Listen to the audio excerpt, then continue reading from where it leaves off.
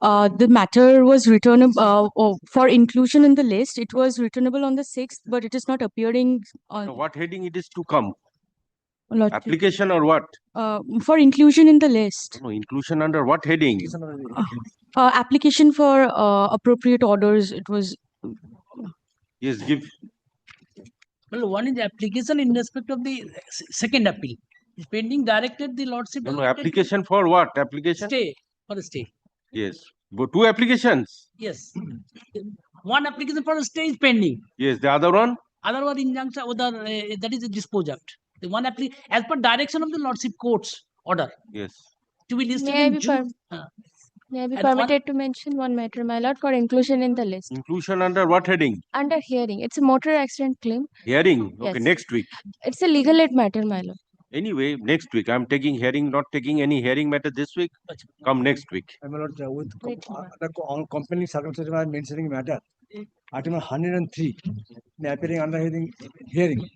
But the man has become like bedridden. Matter is about No, which year matter? 2012 MSCC case. Okay, next week. Just wait for this week. Next week I shall see. Well, may I have Lordship's kind leave to mention item 54. Day before yesterday, I prayed before your Lordships for adjourn for a week. 54. Item? 54, my lord. Okay. I have already informed the other side. Okay, not this week. My lord. On 18th, if your Lordship. I'm just making it not this week. Fine. Thereafter I shall see. Great. My lord, I'm mentioning one matter for inclusion in the list. Application for substitution. Yes, give it. Section 5 application for inclusion in the list. Yes, give it. Regarding item number 140, but this is 163A application matter. We might not take 2 minutes to dispose of the Okay, matter. next week. All is, Mr. Just wait for this week. Next week I shall see. Is pending for long time in the list. No, this is a 2025 matter. No, it is registered, but it is my lord, very old matter. Anyway, just wait for this week.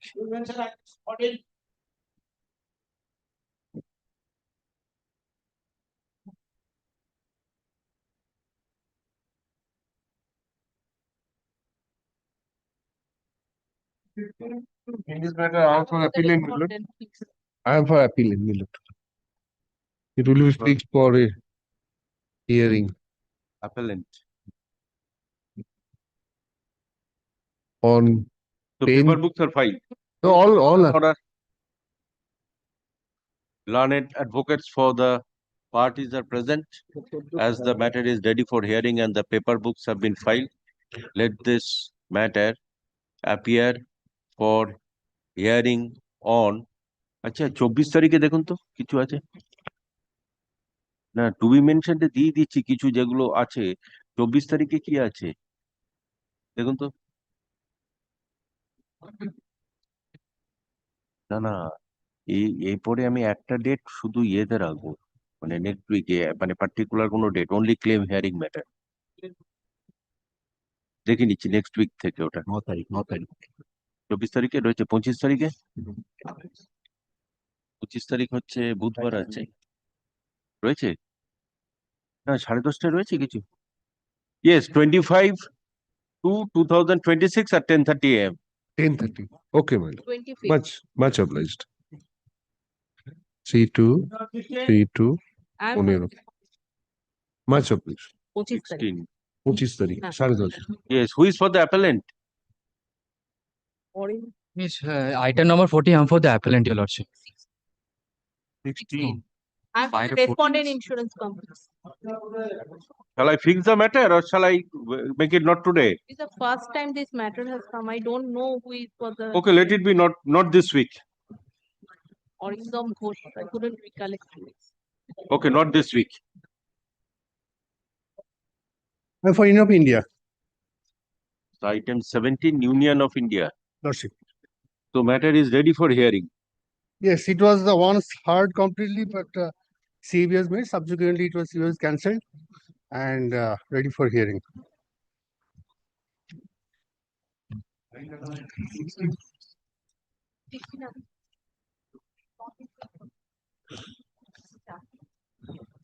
yes record an order who is appearing for the appellant Appellant, my lord,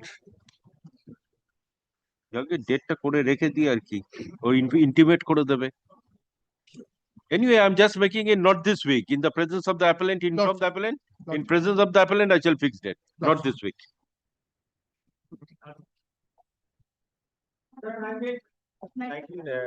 Lordship, earlier occasion, I am beg to appear on behalf of the appellant, my lord.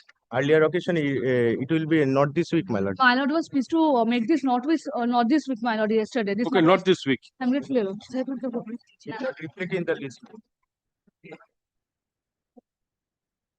হ্যাঁ, দেখলাম তো দুজনেই 20, my lord, is my appeal. Written notes have been exchanged from both sides, my lord. We have also filed the written notes. My lord will kindly fix it up any day. Okay, the matter is to be heard out. Yes, yes, yes. Written notes of arguments, it's already on record. আচ্ছা, আগের ম্যাটারটা কবে fix করলাম দেখুন তো, 10:30, হ্যাঁ, 25 তারিখে। Yes, learned advocates for the parties are present as the matter is ready for hearing. And the paper books have been filed. Let this matter appear for hearing on 25/2/2026 at 10:30 a.m.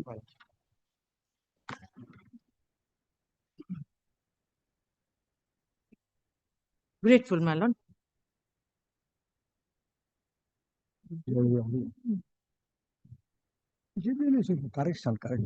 Correction. I paid for correction. Yes, what is the correction to be made? Together with accrued interest. Page 5, paragraph, last paragraph. Lordship, the item not permitted to withdraw the amount deposited, along with accrued interest to be not added. Order to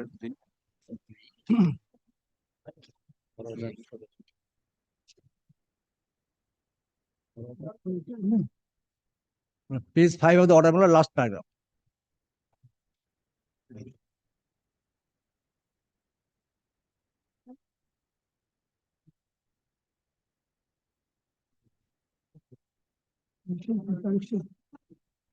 Yes, record and order.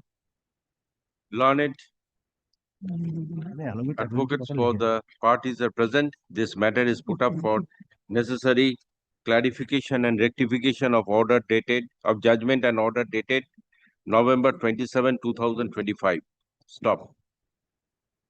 In the order dated November 7, 2025, the appellant, the respondents number 1, 2, and 3 were permitted to withdraw the amount deposited upon compliance of all formalities. Stop.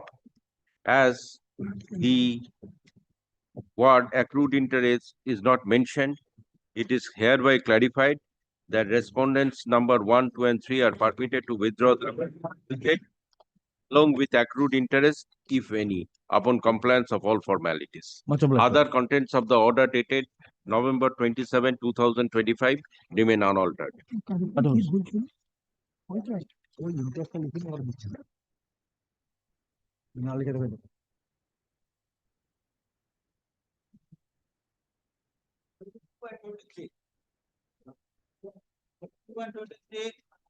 Yes, not today. My lord, I am on behalf of the respondent.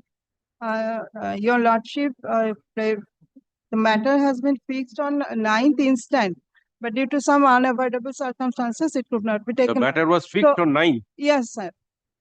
Yes, my lord. So, your lordship kindly fix any date, 4th week of this month. It will, as one of the claimant is on bed.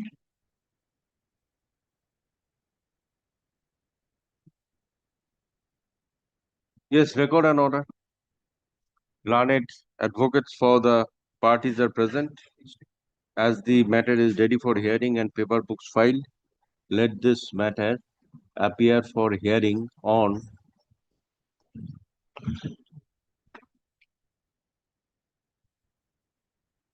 2/9/2026 at 10:30 a.m.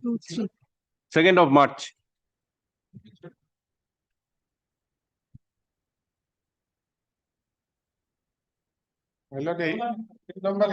Milord, one indulgence.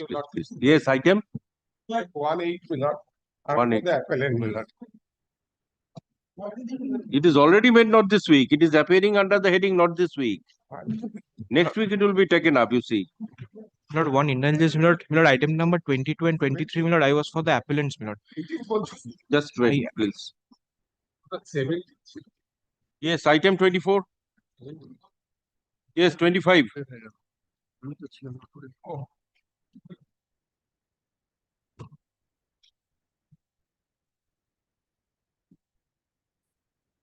Hi. 25, I'm doing short pass over, my lord. No, not today. Come tomorrow. My lord, I am for the appellant. I'm for the claimant widow. Have you got the paper book? My lord, the paper book has not been submitted to me. Paper books? Paper book is submitted before his lordship, my lord, but the copy has not given to the claimants, my lord. Yes, record an order. Learned advocates for the parties are present as the matter is ready for hearing and the paper books have been filed. Let this matter appear for hearing on 2nd March 2000. My lord, in the first week of March, I have personal difficulty, my lord. The second week, maybe. Okay, 9/3/2026 at 10:30 a.m. Lordship. দিলাম তো আপনি আগে পাননি দাঁড়াও না দেখছো This matter, Mr. Sukanto Das is appearing. He has not come to court. Not today. This week. Let it be not today. Not this week, because he will not be, his daughter's Madhyamik examination. Okay, not is this going- week. Not this week. I am for the respondent, Oh, this is item 28. 28. Oh, Mr. Samanto is opposing you. Oh, Mr. Samanto is the appellant. Swami. No, item 28, Mr. Samanto is appearing for the appellant. Yes, yes. So I'm making it not this week. He has not come. No, he is I am for the respondent. Yes, but you are telling that he has not come. Item No, 20. Sukanto Das, 27 is Mr. Sukanto Das. Oh, he is your junior, 27. Yes. Oh, 27 on his behalf, I'm just making it not this week. Not this week. But here, Mr. 28. Samanto is appearing. Yes. 28. My lord, Yes. my lord, I'm praying that the praise of before your lordship, then short pass over. Well, Item number 25, my lord. Yes, my lord. Just a minute. It is due to him. Just a minute. Item 28, Mr. Joyanto Samanto is appearing. Yes. Let it be not today. He has not come. Let it be on Monday. Your Lordship. Not this week. No, if he comes tomorrow and says that I have some urgency. 28. Because you know, because this matter has some urgency. Yes, because on his prayer. I am opposing section 5. More than 2-3 years. Anyway, let us see tomorrow. Lord, 29 with 30, your lordship will kindly make it not this week. Okay, not this week. 29 with 30. Yes, call item 25. My lord, 25, my lord. Just one minute. I'm sorry, I'm really Yes, you apologize are to- appearing for? I'm for the insurance company. My lord, what happened, my lord, in this matter, paragraph 9, it is the order, my lord. It's for rectification. So only 2 months time was given. Our check is ready. Only 7 days time will be given. Just I have no You are for? objection. I'm for Mr. Rai. You are for the claimant. Appellant for. I have no objection. Signature claim the extent, I have no objection. But that is I'm praying for short. In orderটা দিন একটু। Orderটা need my hand. Wait.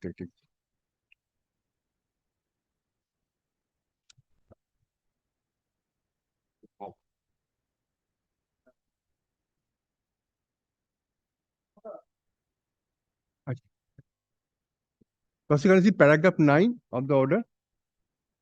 Order date হচ্ছে আপনার 13 বলে দিচ্ছি হচ্ছে 4th September 4/9 না দেখি ওটা just execution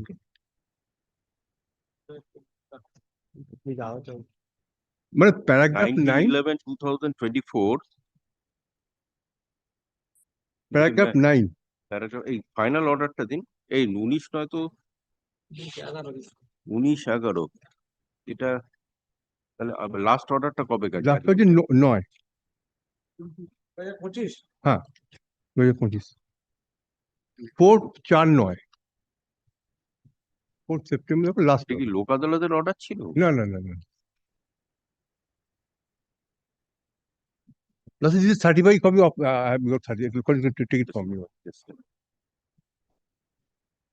Yes, wait.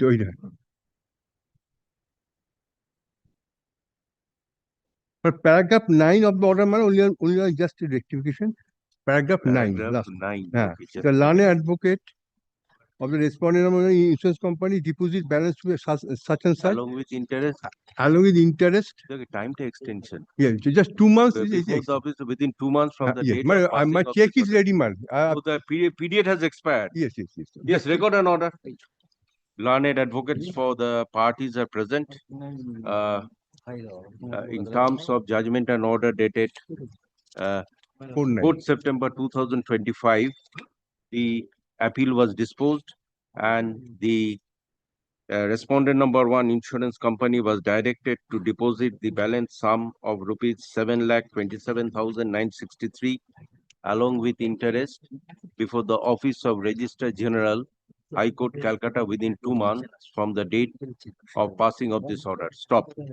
It is submitted by Mr. Basu that this check could not be deposited within the time as directed and liberty be granted to deposit the check as the same is ready. Thus, the time to deposit the check stands extended.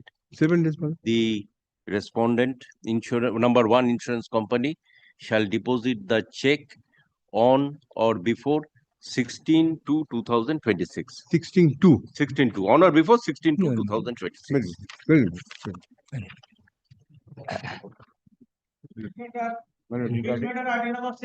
Regarding item number 28, my lord, your lordship has passed not this week, my lord. I am praying for a short passover, my lord.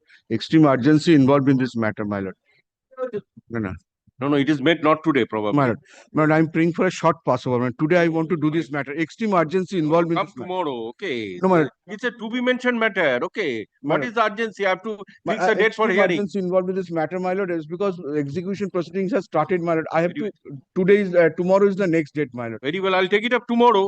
Definitely. My lord, tomorrow, then, my lord, Definitely, I'll take it up tomorrow. As item number 1, then, my lord. Item number 1, It the will top retain of the its. list. It will retain its position. Okay, definitely, I'll take it up. You mentioned. My lord. 6 and 7. Okay. কি করবি?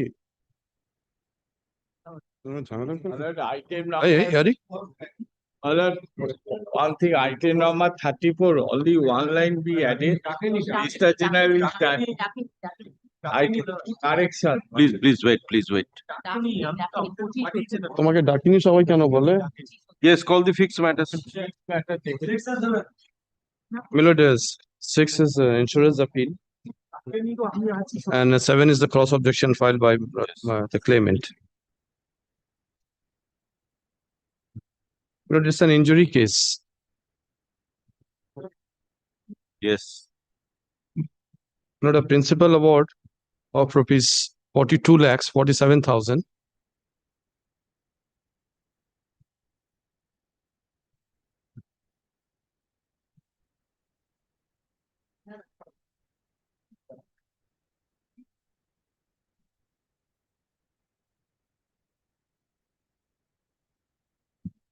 Ready আছে? আমি তো ready নেই। কি করবো? Half করে ছেড়ে দেবো? হাফ করে ছেড়ে দিন, করে ফিক্স করে টাইম ফিক্স করে নিন, তাহলে দেখি রেডি নেই, দেখি কত টাকা আনতে পারি। আপনার রেডি হতে এক্ষুনি মারবে আমাকে নিয়ে তার ছেলে খেলা করো না, মানে ইট ইস ভেরি এম্বারেসিং। সব সময় আমাকে নিয়ে তোমরা টান ছেলে খেলা করো।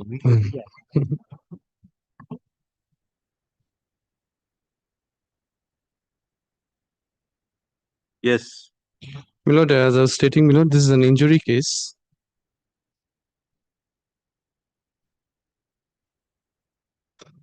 How much is? Milord, a principal sum of rupees 42,47,160 with the 9% interest, Milord, was Milord 42,47,160. Is the principal This is the principal sum plus 9% interest. So you are challenging the principal as well as the interest. My lord, I am challenging, my lord, the quantum decided. My lord, quantum also includes Both the grateful principal to as your well as lordship. the My interest. lord, my lord.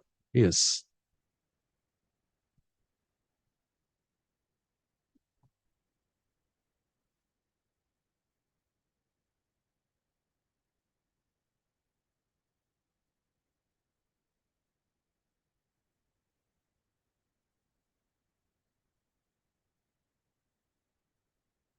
Yes. My lord, this appeal is only on the quantum part, my lord. So the other point of law, my lord, I would not be troubling your lordship on those.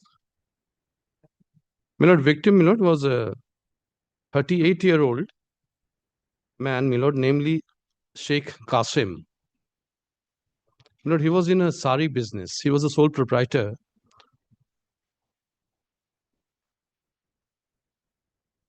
Yes. Of one, my lord, SS Enterprise. Yes. My lord, the disablement certificate, my lord, is by a medical board. My lord confirms, my lord, that 85% disablement was there.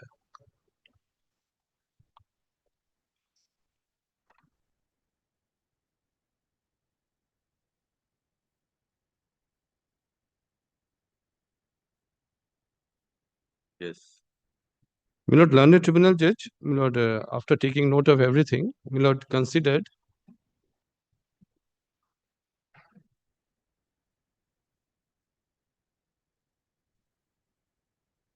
Many witnesses were examined. yes, yes. 10, 11 witnesses were examined. 11, yes, yes. 11 witnesses were there. My lord, 4 or 5 of them were, my lord, to prove the medical bills. Those are, my lord, not much important. My lord, the 85% disablement certificate is there. My lord, the doctor had come. And my lord, the victim himself was one witness. Eyewitness was there. My lord, I am before your lordship today, my lord, while challenging this quantum. My lord, before that, I must indicate, my lord, the learned tribunal judge, my lord, considered the loss of earning capacity of this victim, my lord, to be 50%, 50. And on that basis, my lord, assessment was made. That pecuniary loss. Pecuniary loss, my lord, 50%. Functional disability, my lord, it is called. Functional disability, my lord, was assessed at 50%. Yes. And loss of earning capacity, my lord, was corresponding to that taken up. And loss of earning capacity was also taken to be 50%. Lord, I am challenging that. Lord, I am saying that no, it should come down, my lord, much more. It should not be 50% loss of earning capacity for the rest of victim's life. My lord, my learned friend, on behalf of the claimant,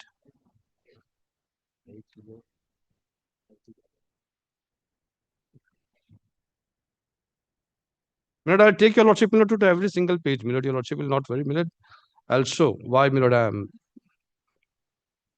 challenging this.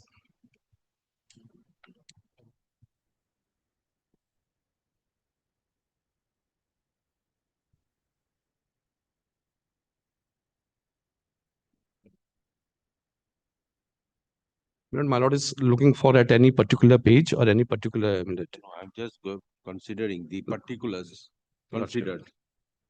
Anyway, you submit. Lordship, my lord, I have come before your lordship not for reduction of the quantum. I say, my lord, that this 50% functional disability, my lord, would not lead to 50% loss of earning capacity in this particular case.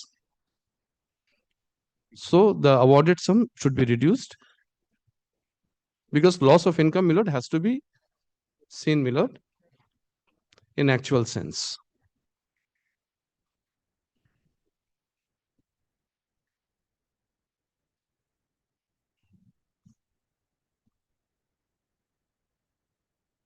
Yes. My learned friend, my lord, appearing on behalf of the claimant, my lord, he has filed a cross objection. My lord, his ground on cross is that since it is 85% disablement certificate, my lord, issued by the medical board. So, my lord, If I have disablement on ground of amputation. no amputation, fracture injury, my lord. Yes. Fracture injury, my No lord. amputation of No any. amputation. My lord, the disablement certificate, my lord, if my lord wants to have a look at that, is at page 77 of this paper book.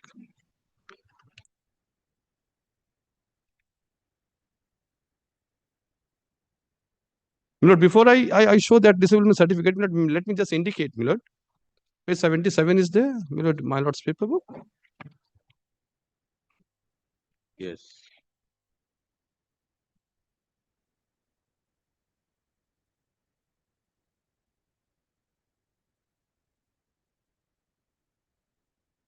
It is specifically at clause number 1 and clause number 3.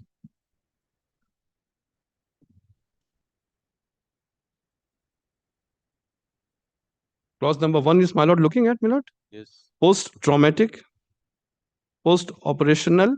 It is handwritten. I may be a little, wrong in reading, but what I could make it out, Post-traumatic. If I am wrong, my learned friend would correct me, Post-traumatic, post-operational, and then, pain, deformity, weakness of, it is prithotox, then, limb. Left limb was in trouble, Cannot walk. Cannot walk, without support. That is left leg. Left leg, left leg was fractured, was damaged, So cannot walk without support. This is it. And then, in 6 cannot travel without assistance of yes, 85%, disablement. Is there any period of review? It has not given. No. It has not given.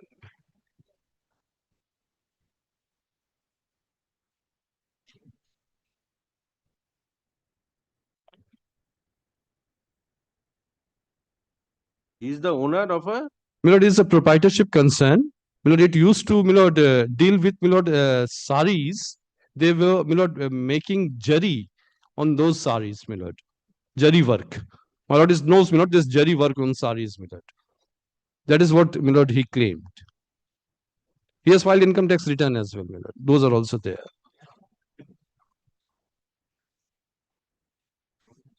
So, what this ground of challenges? My ground of challenge is, the loss of income is not related to the loss of this. To the functional disability. I'll indicate to your lordship, why. Before that, I was.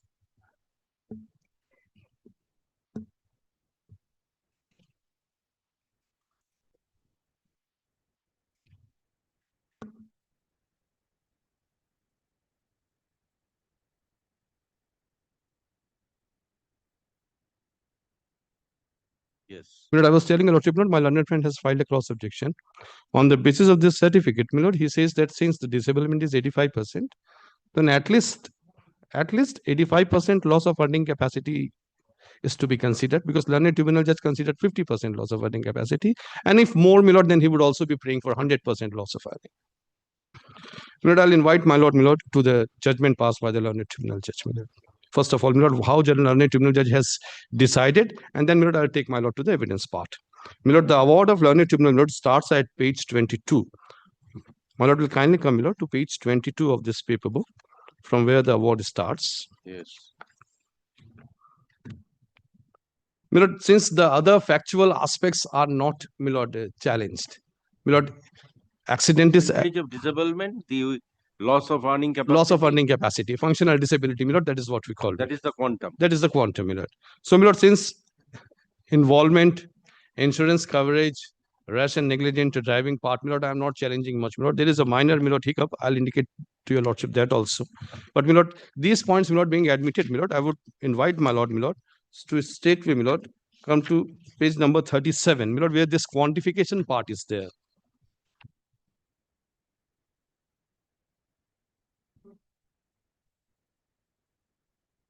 Is my lord there, page 37?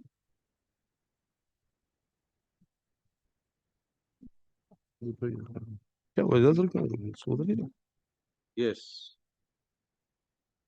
My lord, last paragraph, page 37. To sum up, is my lord there? This is on the quantification part. I'm not troubling a lordship with others. To sum up, in accident claims relating to injuries, the victim is entitled to pecuniary as well as non-pecuniary damages. My lord knows that. The pecuniary damages such as expenditure on treatment, conveyance, attendant, loss of income, etc. are based on documentary evidence produced by the claimant. The non-pecuniary damages such as pain and suffering, loss of amenities of life, disfiguration, and matrimonial prospects are conventional and depend upon the nature of injuries suffered and are based on comparable awards to maintain uniformity and predictability. In cases of permanent disablement, the claimant is also entitled to loss of earning capacity. The permanent disability is assessed on the basis of certificate issued by the medical board of government hospital and evidence adduced by the doctor who was a member of the board. Every permanent disability does not result in loss of earning capacity. The disability certificate and evidence of doctor of the medical board disclose necessity of attendant or escort of the claimant as he is unable to move or walk without assistance of others. Thus, it is expedient to make provision for the cost of attendant or escort also.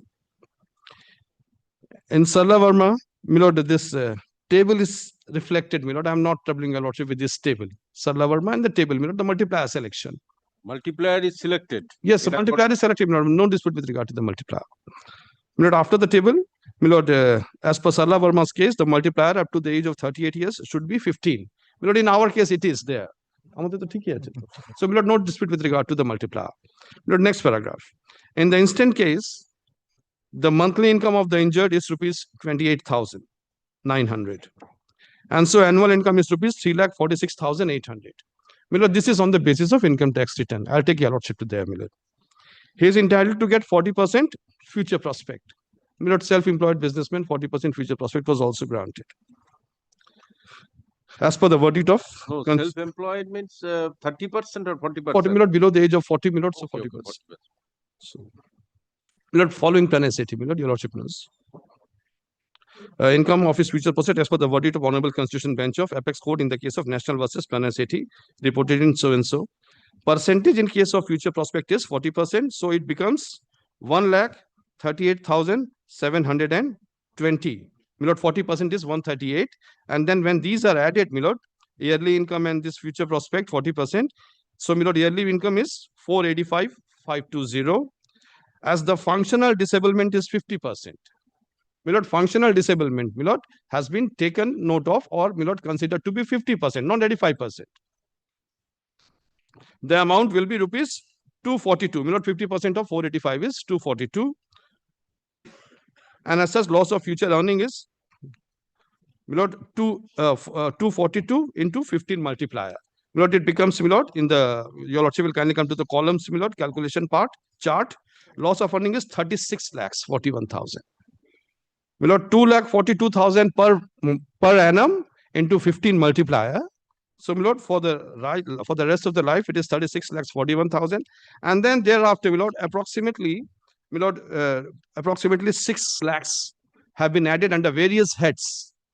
Milord, 55,000 medical expenses, pain and suffering 50,000, loss of amenities and enjoyment 3 lakh, conveyance charges 50,000, food and nourishment 50,000, expenses for attendant or escort 1 lakh. So, Milord, this 36,000 principal sum with further addition becomes, Milord, 42,47,000. Milord, this is, Milord, the compensation was granted in totality. Milord, now why I challenge this loss?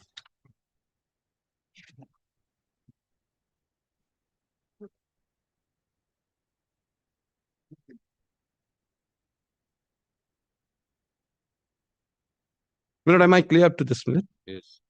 Milord, the victim, Milord, has... So, the learned judge treated the disablement to be 50%. Milord, the loss of earning capacity or functional... With regard to the earning. Yes, functional disability. Loss of earning. Functional disability. Milord. Functional disability. Yes, yes. Milord, so as per the Workmen's Compensation Act, it comes to how much?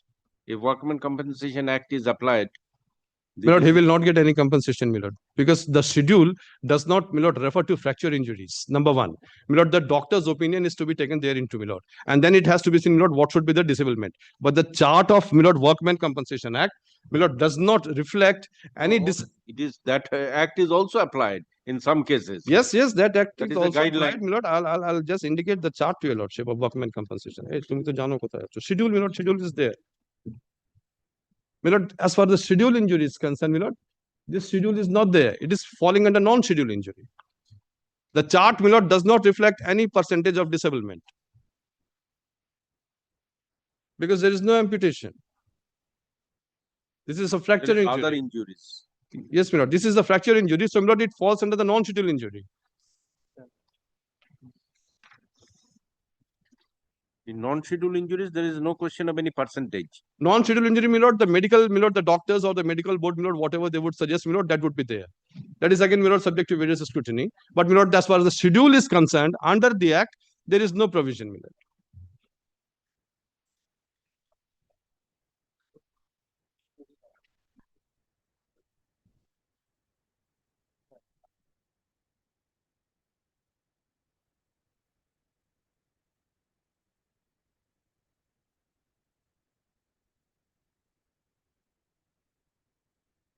Yes.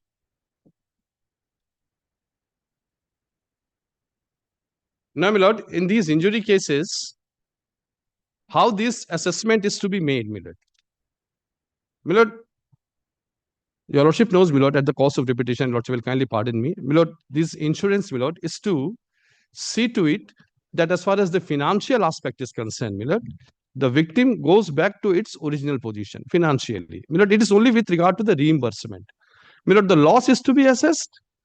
Whatever the loss was, my lord, victim should not suffer that financial loss. That is why, my lord, this third party insurance is there. It is not there, my lord, to make a, my lord, bonanza or to give a lottery. Your lordship is, my lord, well aware. My lord, I will not be, my lord, troubling a lordship on those.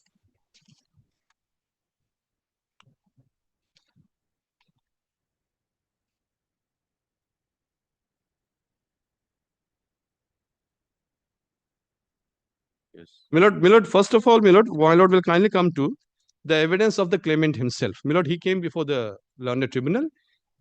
He stood in the witness box. And, my lord, he gave evidence. My lord, his evidence starts, my lord, at page number 7 of this paper book. 7, my lord. Is my lord there, my lord? Page 7. Yes. I say Kashim so and so. No, just a minute. State as follows. Running page 7. Running page 7, my lord. Running page 7. That is PW? PW1, the claimant victim. PW1. Because on his testimony, my lord, the assessment is to be made.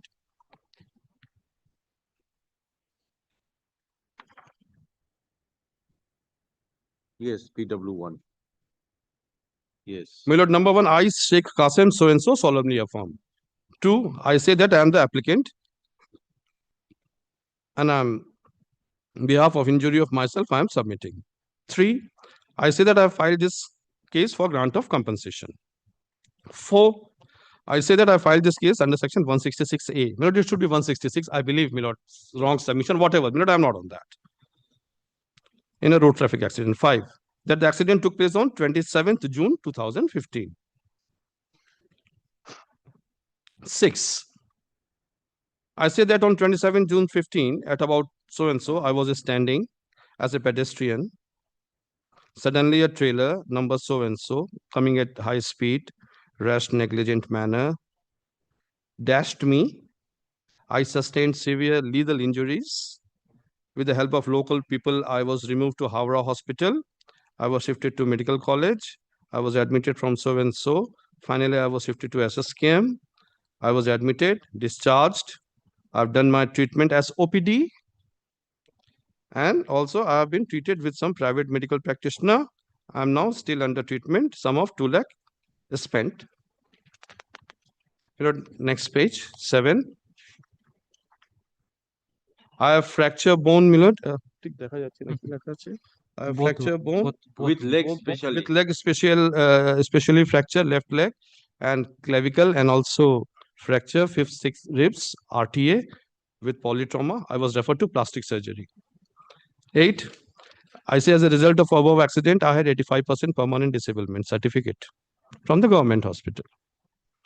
9, before the time of accident, I used 200 rupees, 28,900 per month. From his, money should be from my government business as his enterprise, as a proprietorship business. 10, I prove by submitting following documents 1 to 18. My lord has seen me, not 1 to 18. 11, I claimed rupees 35 lakhs. towards compensation. My lord, page number 9, my lord, is the affidavit in chief. Is my lord there? Yes. I am the claimant. I am filing affidavit in chief. I am filing documents, copy of FIR, copy, exhibit 6, copy. In this entire page, my lord, is only with regard to the furnishing of documents. Page number 10, my lord, is the cross-examination. At the relevant time, I was proceeding towards Kolkata to purchase garments. At the relevant time of accident, I was standing at garage. While I was standing, there was crowd beside me. Then says, persons assembled at the place of occurrence after the accident, and at the relevant time, there was no crowd. My lord, initially there was crowd, and thereafter, my lord, changed, no crowd. Be that as it may, my lord, I'm still not disputing that, giving them the benefit of doubt. While I was standing there at that time, the offending vehicle dashed me from behind. I was standing at bus stop. When I was removed to hospital, I was conscious. I was removed by police. My elder brother lodged FIR. My name will appear in FIR. I've been issued disablement certificate by medical board. I've started my business in 2009. I filed trade license. There were 12 employees in my garment business. I've submitted IT return. I've filed documents that I'm totally disabled. Not a fact that occurrence did not take place. I'm not deposing falsely. My lord has seen the entire evidence of the claimant as well as the cross-examination.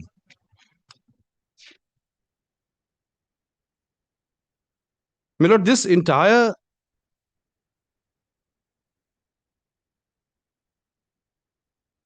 evidence, my lord, I have taken, my lord, the whole of it, my lord, every single line I've read. Not even once he says, my lord, I have lost my business. I'm unable to do my work. My business is gone. It has gone busted. It is not functioning anymore. This is my loss. Not even one single line. Chief. Neither in chief. Yes, in chief. Nothing.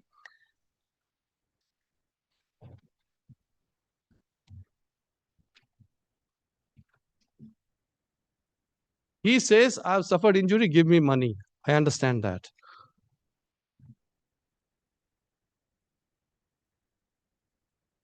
Nowhere, not even a single line, my lord. I've read it, my lord.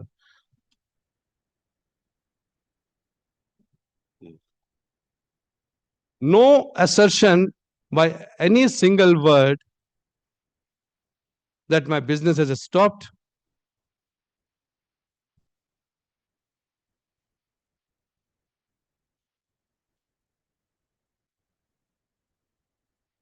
Yes.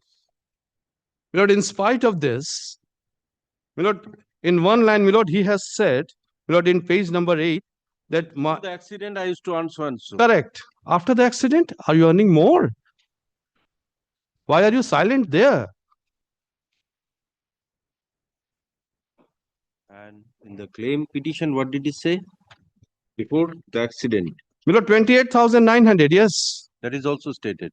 Before accident. Yes. Now, my lord, learned tribunal took this 28,900 to be the income of the victim. My lord, income tax is there, my lord. And then, on the basis that he lost 50% of this income for the rest of his life, made assessment granting further 40% future prospect.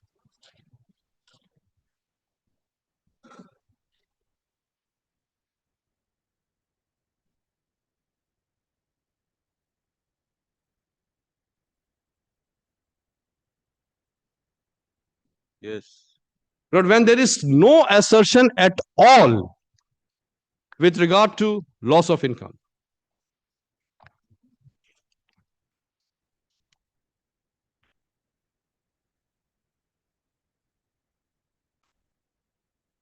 my lord, since I am not challenging, my lord, the other part,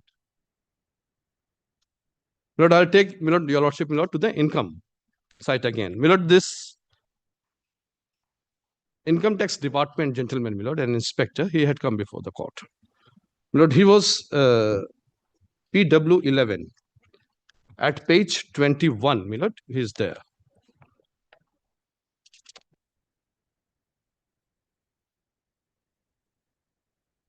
Yes. Would my lord be kind enough to come to page 21, my lord? Yes. I'm the inspector of income tax. I've come before this tribunal after receiving witness summon. This is the copy of income tax acknowledged, return for the assessment year 11-12, gross income 254, net income same. Income tax acknowledgement return for the assessment year 12-13. Again, we got gross 159, net is the same. No, income means income from this business. Income from this business. There may be other income, but confined to this business income. No, my lord, this is income tax return, the total income of this Total gentleman. Income Income tax. Business income, how much? My lord, income, my lord, that for that, my lord, we have to go to income tax, but my lord, there is no other income. And if there be any, that would be absolute minor income, my lord. The main income, my lord. From business income. From his business income, my lord, he had this sari shop, SS Enterprise. My lord, I have read it. That was taken into consideration, and the learned judge proceeded on 28,900. 28,900, and then he thought that, okay, your entire 28,900 would not be at loss. I will give you 50% loss for the rest of your life. As well as the future prospect. As well as the 40% future prospect added on that. That is also 50%. For 50 plus 40, my lord. No, you see. Yes. 50% of the main income. 50% of the main, my lord, that is 14,000, my lord, 450. So, out of that 40% future prospect, also 50% gone. Yes. So was that taken into computation? Suppose 1,000. Milord, I'll give 50% of 500. Milord, I'll give the exact figure. Just to clarify. Milord, 28,900. Let us say, Milord, 30,000. For Milord, just for understanding. 15,000. 15,000 is the loss of earning capacity. 50,000, Milord, 15,000 was the loss of earning capacity, and 50% was again added to that. That is 7,500. 40% you see comes to how much? Milord, 40% of 15, Milord, 6,000. 6,000. So 6,000. 6,000 plus 15,000. Yes, so future prospect you see, is it entire future prospect or 50% of the? Milord, entire future prospect. That's what I say. No, in injury cases, yes, 50% of the main income gone. So, so this future prospect was taken on what basis? On that? Milord, I'm telling your lordship. Milord, I'm giving by the figures, by the example. I'm trying to make my lord this clear. Milord, 30,000 was the monthly income. From this 30,000, Milord, 50% was given advantage of. Court said, okay, you lost 15,000 rupees per month. And then on this. So 15,000 is the monthly loss. 50,000 is the monthly loss. And on this 15,000, 40% was further added. Okay. That is 6,000. So monthly loss was 15 plus 6, 21,000. 21,000 on this basis. And on this 21,000 multiplier was added. Then it was Milord made into annual income, and then Milord correct multiplier was added. That is how Milord it became Milord 32 lakhs. Milord the principal, and then Milord 36 lakhs. And then 6 lakhs others were added. This 21,000, how much was multiplied with? 21,000 per month. Yes, then multiplied by 15. Into 12, that is per year. Okay, right. Then into 15. Milord, amount would be a little less than 21,000. 2,52,000. For example, 2,52,000. Yes. Into 15, 1,5 multiplier. So, Milord, this sum total was, Milord, this 36 lakhs. This sum total was 37 lakh 80,000. Milord, if it is proceeded on 30,000. Milord, but Milord, since it was a little less, it was in actual 36 lakhs 41,400. 36 lakh 41,400. And then Milord, further 6 lakhs Milord under different heads were added. So the total became Milord 42 lakh 47,160. Milord, here I am Milord joining issues. Milord, this gentleman's Milord income was considered that for the rest of his life, he has lost 50% of his income. The gentleman came before the court, Milord, while giving oral evidence, while giving evidence in writing in chief, Milord, he never asserted that he has lost, Milord, his business, or for that matter, what he has lost. The injury, Milord, what I have shown to your lordship, Milord, it was leg. That is there, my lord. In the medical certificate, it is there, my lord. We cannot improve that. We cannot go, my lord, lesser than that. My lord, I was again, my lord, coming back to your lordship, my lord, taking injury into consideration and the assertion into consideration. This income tax part, my lord, I had invited your lordship to come to, my lord. This income tax part is, my lord, correct. 28,900, my lord, that was his income in that corresponding year. No doubt about that. But, my lord, I'll take your lordship, my lord, to go one step further. My lord, this 28,900, my lord, it is there. Your lordship will kindly see, my lord, at page number 13, this income tax department, my lord, gentlemen.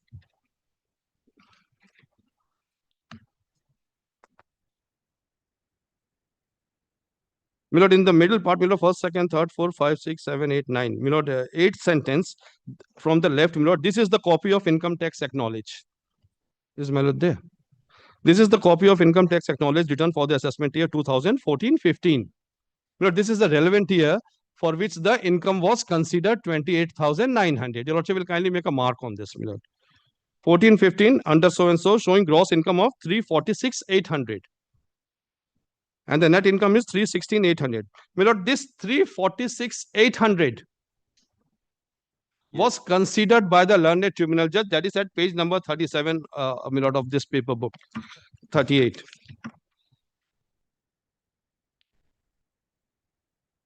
Yes. 37. Page 37. Lordship. Page 37, 38, my lord. Last paragraph. In the instant case, page 38. In the instant, my lord is there, my lord? Yes. In the instant case, the monthly income of the injured is 28,900 and annual income is 346,800. This 346,800, my lord, is corresponding to 2014-15 income, 346,800, what I have shown to your lordship, note at page number 13. Yes. That means prior to accident or after accident? This is where I'll indicate, my lord, where this income tax return is reflected. My lord, it is reflected at page number, my lord, 133.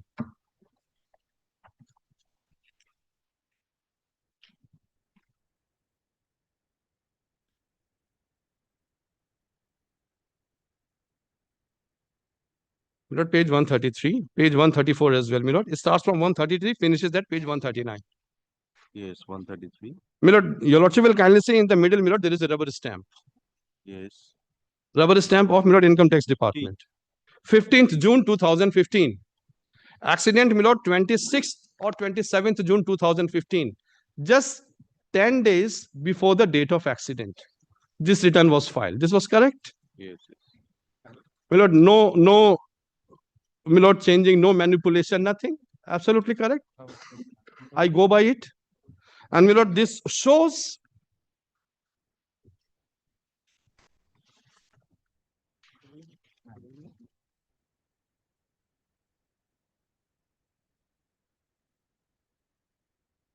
Yes. column number 1, my lord, page 133. Yes. This shows, my lord, the first column, my lord, 346,800. Yes. It matches the figure. What tribunal judge has said. Yes, yes, that is deposed. That is the evidence adduced. That is the evidence abused by the income tax. My lord, of course, my lord, the net income, my lord, the third column is 316,800. But the gross was considered for assessment. Yes. My lord, tax is also there, my lord, column number 5, 9990. Interest payable 2010. So 12,000 was, my lord, the interest. Yes. Or, my lord, this tax, which was not reflected, which was not considered. It is a minor amount, my lord. Again. Tax payable is nil and tax paid how much? My lord, current, no. I'm sorry, my lord. My lord, column number 5. Tax. Net tax payable 9990. Interest, my lord, column number 6. Okay, interest 9,990. Yes, my lord, next interest payable 2010. And then, my lord, column number 6. Total tax and interest payable 12,000. Column number 6. Total tax and interest payable 12,000. So, my lord, at the minimum 12,000 is to be deducted. It was not done so. But I am not on that. 12,000 ought to have been deducted. Yes. So if 12,000 is deducted, that means in a year, a month, it should be 3,000 less something. Anyway, from the total annual income. From the total, I'm grateful to your lordship. But it is a meager amount. My lord, we are not on that.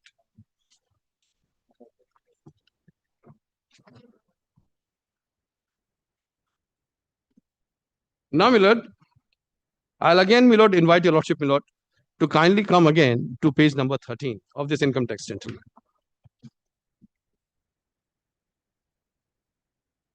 Page 13. Page, my lord, 21, the evidence of this income tax gentleman, my lord. My lord, this amount was considered filed immediately prior to the date of accident, my lord. Yes, yes. Now, what happened, my lord, after accident? Your lordship will kindly read, my lord, the next line, my lord. May I read? Your lordship will kindly, my lord, take note that. This is the copy of, my lord, I'm reading the next line. This is the copy of the income tax acknowledgement return for the assessment year 2015-16. That is the next year. My lord has seen 2014-15. And my lord, this assessment is about 15-16. Under so and so, showing gross income, your lordship will kindly, my lord, make a mark. 364,255. That is income tax return of 2015-16. Lordship, grateful, my lord. 16 is 364,255. And the net is 246,255. Am I clear with your lordship? net is okay. 246,255. Yes. My lord, now I put this question to myself. Before the accident, my lord, 10 days before the accident, the return which was submitted, my lord, the gross was 346,000. And now 1 year after the accident, the income tax gentleman, 2014 and 15, it was 346,000. that's what my lord has seen. Yes, correct. And filed 10 days before the accident. Yes. And now, my lord, after the accident, 1 year after the accident, my lord was kind enough, my lord, to read this figure, 364,255 gross. Earlier, the gross was 346. Gross has increased by 20,000 rupees. So, my lord, now this is not annexed. This income tax return is not annexed here too. And this is not in this paper book, my lord. But, my lord, the evidence is clear. Now, I put this question to myself. 2016-17, it is 89,123. My lord, those are not annexed here. No, it is the statement. Yes, it's the statement of the income tax department. But I take it, my lord, that it would be correct. 89,123. The first is 346,000. The second one is 60,000. Yes. 64,000. Then the third one is 89,000. Yes.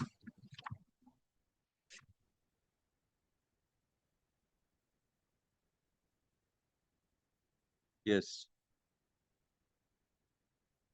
My lord, I put this question to myself. When, my lord, just 10 days prior to the accident, when you filed the return for the corresponding year, my lord, the last year. So this is the gross income. This year, this year, this year. 3 years. Yes. My lord, the income of earlier years were also there. My lord, he has filed the income tax return from 2011-12. Prior to the accident, that return is there.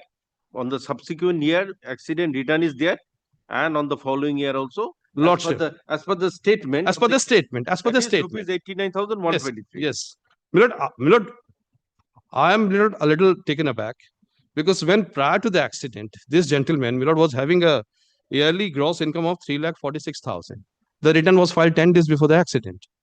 And my lord, the next year, my lord, after the accident, my lord, this return of my lord 2015-16, my lord, this 2015-16, my lord, this accident was of 2015. Return is of 2015-16. So it is definitely after the accident. And the income tax gentleman says that the gross income was 364,000. Yes. So after the accident, in the next corresponding year, your income has increased from 346 to 364. Is there even a single paisa loss of earning? Your evidence says no.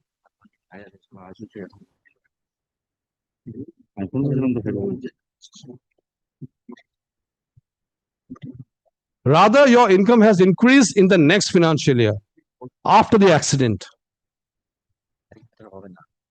And then, my lord, then thereafter, 1 year thereafter, my lord, this 89,000 was shown, my lord, for the year 2016-17.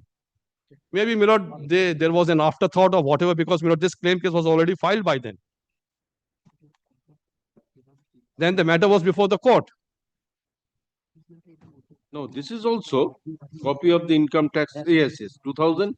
That is also deposed by the authority. That is also deposed by the authority. Yes. But my lord, what I say, my lord, if I come to the court today and I ask for the compensation and I claim the compensation, and then I realize that if I show my income, my lord, the true income, then I will not get the compensation. It is better to reduce the income. It is in my hand, my return. I am filing. I have filed the claim case. Claim case is pending. But for the first year, when it was not there, my lord, it was not in my mind, the true and correct income tax return has come up before the court.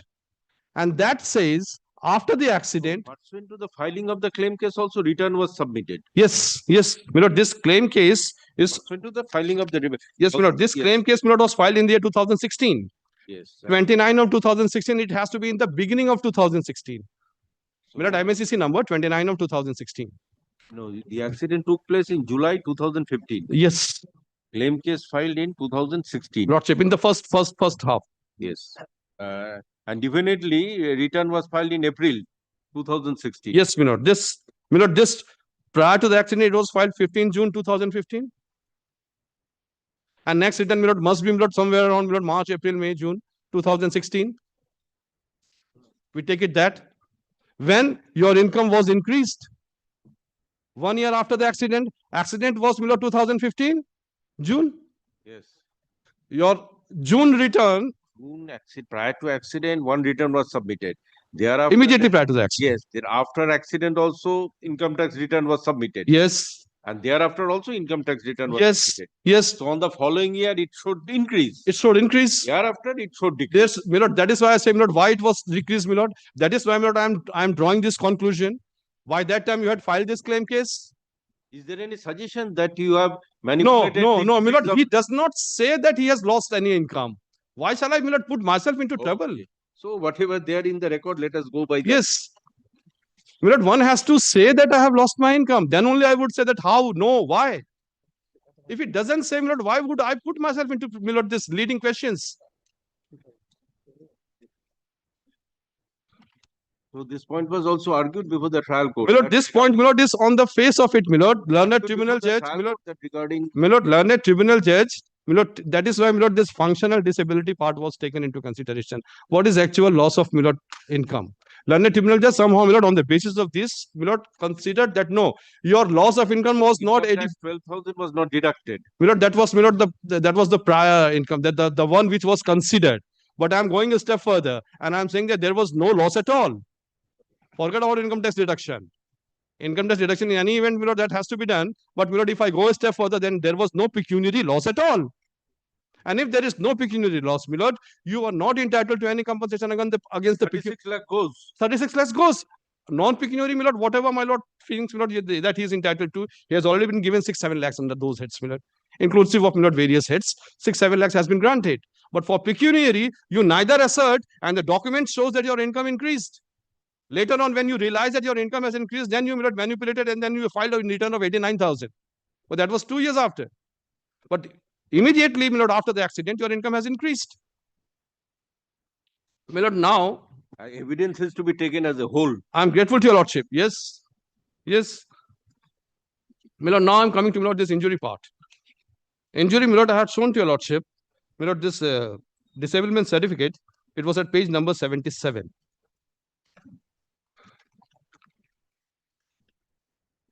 My lord, whatever he claimed, whatever not, page 77, my lord, was confined to injury on the limb, left. And this left limb injury, my lord, was taken to be as 85% disability. There is, my lord, no other mentioning of injury in this disablement certificate. My lord, I have gone through this, nothing. And this 85% injury,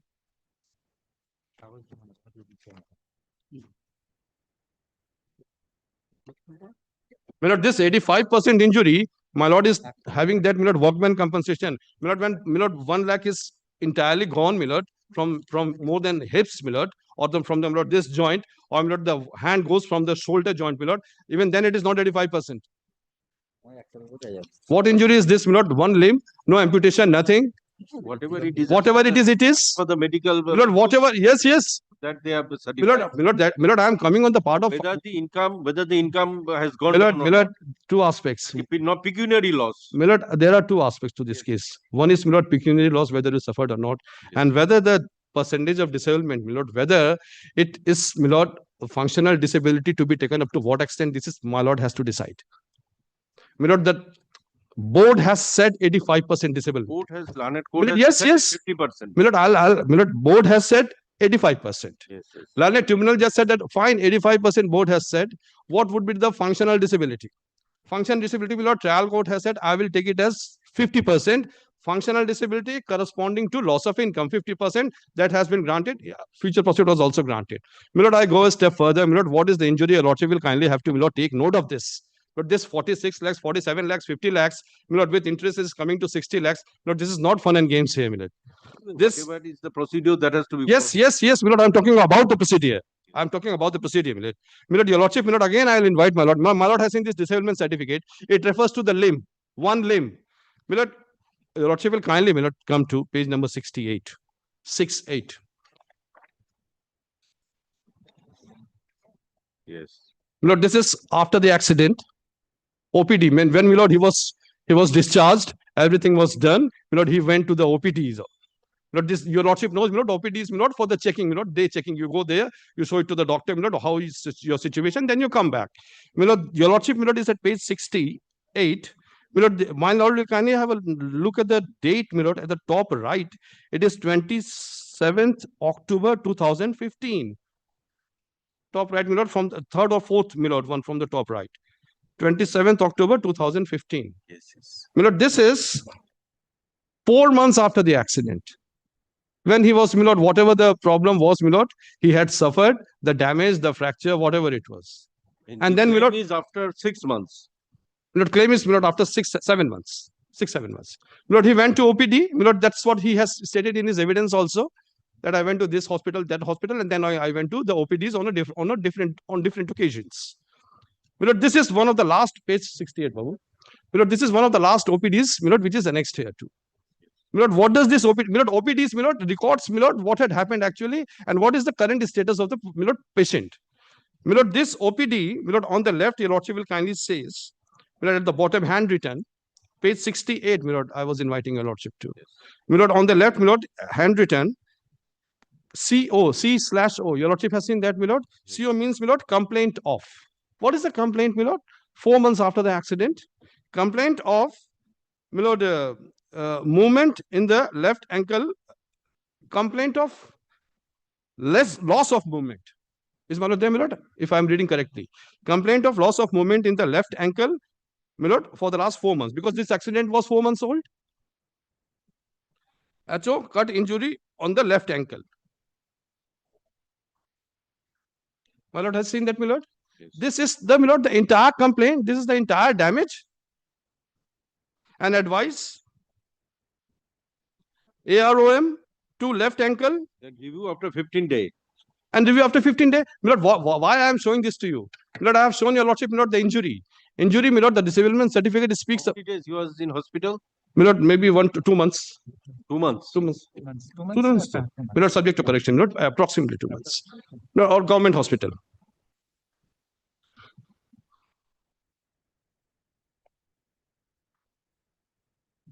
My lord, disability certificate is confined to one limb. This OPD, the complaint, and my lord, the how to, my lord, deal with this complaint is also confined to left ankle. Yes. My lord, this left ankle. My lord, 76 is the disability certificate. 77, my lord. 77. Lordship. 77 is the disability certificate. What is this? Cannot travel without assistance. Yes, cannot travel without. My lord, one leg, my lord, was perhaps not functioning properly. Left. Yes, depends upon the nature of work. What is applicable in case of a driver or a technician? Extremely grateful to your lord. It cannot be applicable. Extremely obliged to my lord. Any office person. Extremely obliged to my lord. That has to be taken into consideration. Yes, How yes, much loss? Yes. For example, yes, a salaried person, yes, he does not lose anything. Yes, yes. To some business, that has to be considered.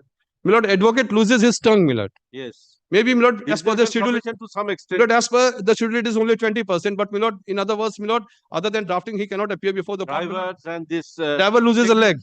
Yes, laborers. Yes, labor loses a hand. For him, my lord, due to 100% loss of earning capacity. So that depends upon the nature of the. My lord, the nature of work, my lord, I have shown to your lordship, my lord, he was the owner and proprietor of one, my lord, sari shop or sari workshop, wherein 12 persons were working.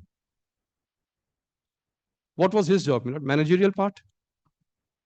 No, that Or maybe depends collecting of orders? We go from different place to place. My lord, there can be a lot of guesswork. Yes. that There is can why be a lot of guesswork. What appears to be Yes, just yes, reasonable. yes. Income is also notional. Yes. My lord, income to income tax return is there. No. Suppose income expenditure, court has to proceed on the basis of notional expenditure. My lord is here to see to it that he gets the just compensation. Yes, that is with the object. I am grateful to your lordship. And just compensation for a person Depends upon the occupation. depends upon the occupation. My lord, who suffers injury in the left leg and goes to the OPD after 4 months, and OPD confirms that yes, your injury is confined to your left ankle, and that is what he has been submitting before the OPD department, my lord. This, my lord, the entire chain shows, my lord, what is the quantum of injury. Whatever it was, however, my lord, damaging it was confined to one ankle, left leg. That is what, my lord, the disablement certificate is all about. My lord, now, as far as, my lord, the income part is concerned, my lord, I have shown to your lordship, my lord, there was no loss of income, rather income had increased. Secondly, my lord, the disability part is concerned, my lord, I have shown to your lordship, my lord, what is the damage and how that damage has been quantified by the medical board, the subsequent OPD, and how learned tribunal judge still thought it fit, my lord, to grant him the advantage of 50% loss of income to the maximum income what he could show for the rest of his life, and further added, my lord, future prospect. My lord, whether this is correct or not, my lord, I'll trouble your lordship with, my lord, 2 judgments, my lord. One is shown to your lordship 18th time, my lord, Ajay Kumar Rajkumar. My lord, I'll again trouble your lordship, my lord, I'll take 10 minutes of that time, my lord. But, my lord, these are the 2 aspects, my lord, I am troubling your lordship, and 9% interest, my lord, in any event, whatever my lord decides, my lord, that is to be 6%, my lord. Taking, my lord's cross into consideration, my lord, on these facts. Yes. My lord, on these facts, my lord, he is praying, my lord, that compensation amount should be enhanced. What is the other decision? My lord, this is Uttar Pradesh State Road Transport Corporation. Anyway, I shall go through this. My lord, no, your lordship will, my lord, grant No, you, my lord. we'll have to go through the entire. My lord, I'll indicate the relevant part, my lord, then your lordship will, it would be easier for your lordship. My lord, Ajay Kumar Rajkumar.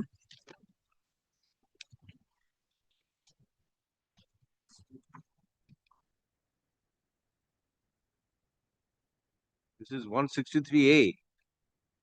My lord, it deals with both. It deals with both. My lord, paragraph 6, if lordship kindly comes to. My lord is there, my lord, is Ajay Kumar. Yes. Paragraph 6. Rajkumar, Ajay Kumar. Paragraph 6, my lord. My lord, it will take, my lord, 10 minutes of my lord's time. Disability refers to any restriction or lack of ability to perform an activity in the manner considered normal for a human being. Permanent disability refers to the residuary incapacity or loss of use of some part of the body found existing at the end of the period of treatment and recuperation after achieving the maximum bodily improvement or recovery which is likely to remain for the remainder life of the injured. Temporary disability refers to the incapacity or loss of use of some part of the body on account of injury, which will cease to exist at the end of the period of treatment and recuperation. Permanent disability can either be partial or total.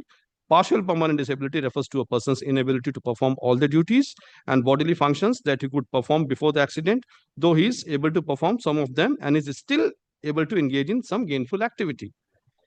Total permanent disability refers to a person's inability to perform any avocation or employment-related activities as a result of the accident. The permanent disabilities that may arise from motor accident injuries are of much wider range when compared to the physical disabilities which are enumerated in the Persons with Disabilities Act.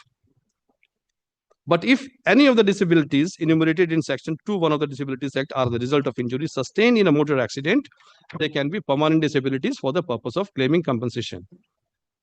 7.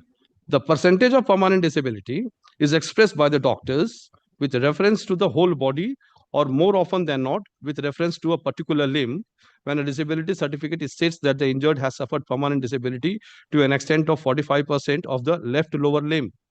More or less akin to ours. Though it has not been specified that it is confined only to the left lower limb, just percentage, but still injury is only to the lower limb.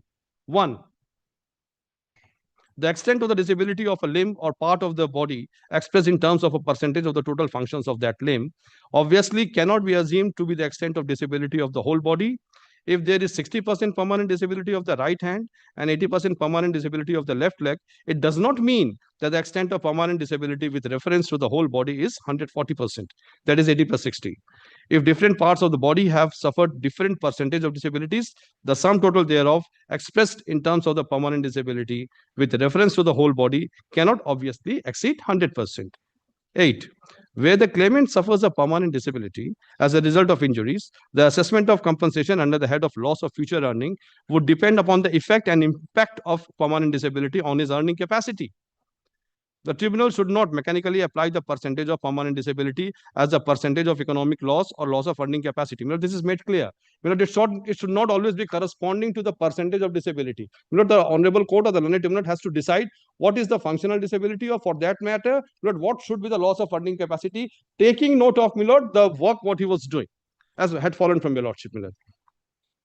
In most of the cases, the percentage of economic loss, that is percentage of loss of earning capacity arising from a permanent disability, will be different from the percentage of permanent disability. Some tribunals wrongly assume that in all cases, a particular extent, that is percentage of permanent disability, would result in a corresponding loss of earning capacity. And consequently, if the evidence produced show 45% as the permanent disability, will hold that there is 45% loss of future earning capacity. In most of the cases, equating the extent or percentage of loss of earning capacity to the percentage of permanent disability will result in award of either too low or too high a compensation. What requires to be assessed by the tribunal is the effect of the permanent disability on the earning capacity of the injured. And after assessing the loss of earning capacity in terms of a percentage of the income, it has to be quantified in terms of money to arrive at the future loss of earning by applying the standard multiplier method. We may, however, note that in some cases, on appreciation of evidence and assessment, the tribunal may find that percentage of loss of earning capacity as a result of the permanent disability is approximately the same as the percentage of permanent disability, in which case, of course, the tribunal will adopt said percentage for determination of compensation. 9. Therefore, the tribunal has to first decide whether there is any permanent disability, and if so, the extent of such permanent disability.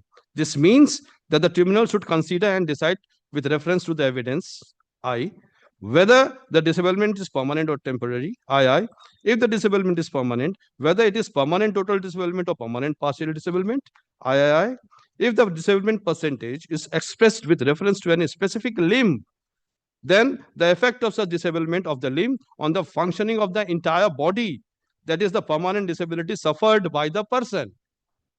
If the tribunal concludes that there is no permanent disability, then there is no question of proceeding further and determining the loss of future earning capacity. But if the tribunal concludes that there is permanent disability, then it will proceed to ascertain its extent. After the tribunal ascertains the actual extent of permanent disability of the claimant based on medical evidence, it is to determine whether such permanent disability has affected or will affect his earning capacity. This question is coming every time. With this decision also, this Arvind Kumar Mishra versus Arvind Kumar Mishra, in those cases, the permanent disability was confirmed, and then this decision also gives certain guidelines. Yes. But this Raj Kumar is the sum total of taking everything, the juice from Arvind Kumar and Govind Yadav, and then it is here, the exact finding of Raj Kumar, now it has become the mother judgment. How to proceed? Percentage of disability, functional disability, and then loss of earning capacity, considering the nature of job the person was doing, that how much it would affect his job. Taking note of that, this percentage of earning capacity has to be decided what he has actually lost. And on that basis, the compensation is to be assessed.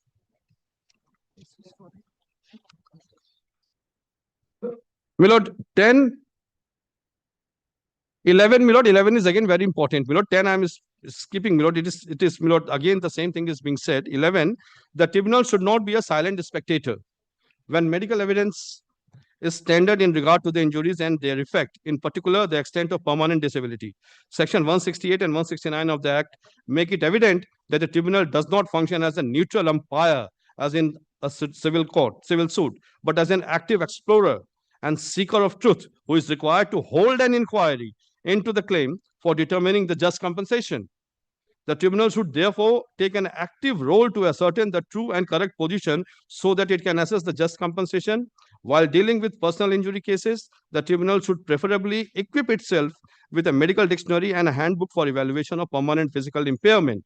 For example, the Manual of Evaluation of Permanent Physical Impairment for Orthopedic Surgeons, prepared by American Academy of Orthopedic Surgeons, or its Indian equivalent, or any other authorized text, for understanding the medical evidence and assessing the physical and functional disability. The tribunal may also keep in view the first schedule to the Workmen's Compensation Act 23, which gives some indication, my lord has seen first schedule, which gives some indication about the extent of permanent disability in different types of injury in the case of workman. My lord, it refers to first schedule. This injury does not even fall into the first schedule. If a doctor giving evidence uses technical medical terms, the tribunal should instruct him to state in addition, in simple non-medical terms, the nature and the effect of the injury.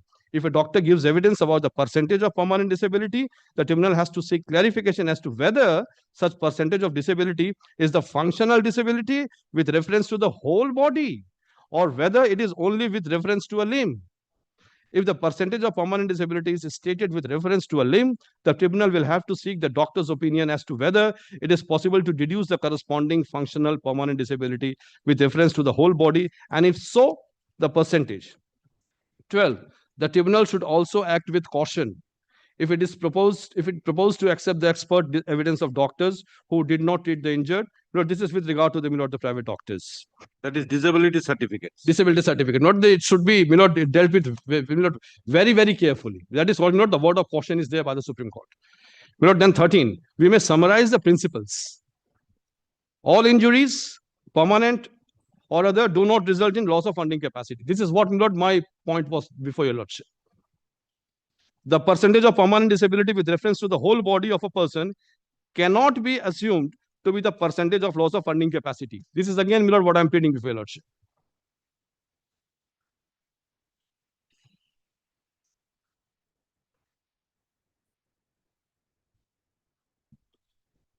To put it differently, the percentage of loss of funding capacity is not the same as the percentage of permanent disability, except in a few cases where the tribunal on the basis of evidence concludes that percentage of loss of funding capacity is the same as percentage of permanent disability. The doctor who treated the injured claimant or who examined him subsequently to assess, this is not in this case, 4. The same permanent disability may result in different percentages of loss of funding capacity in different persons, depending upon the nature of profession, occupation, or job, age, education, and other factors. And then, paragraph 14, loss of future earning, has been, illustrated, with regard to the different persons who are in different fields.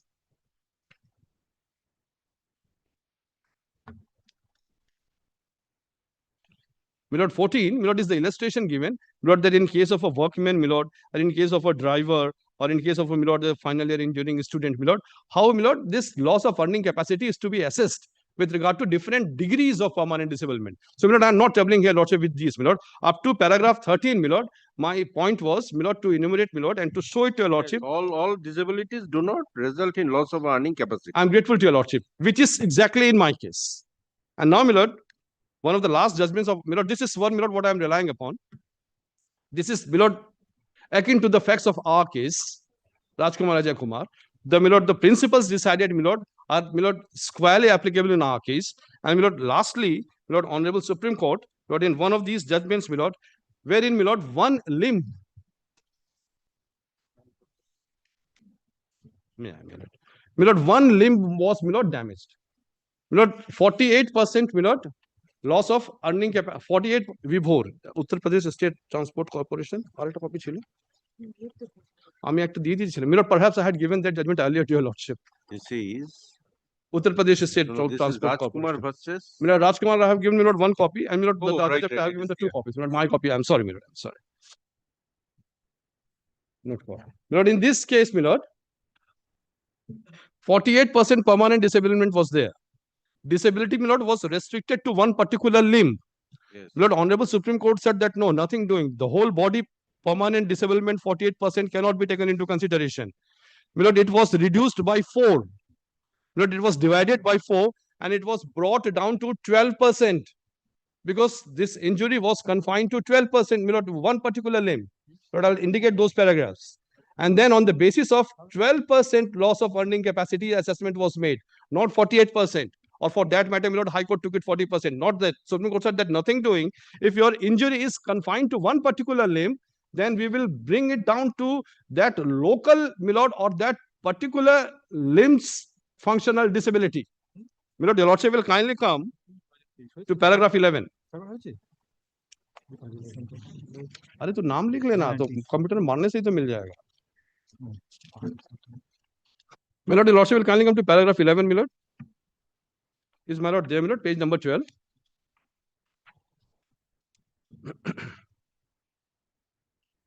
Yes. Now considering the issue at hand, is my lord there, my lord? Yes, yes.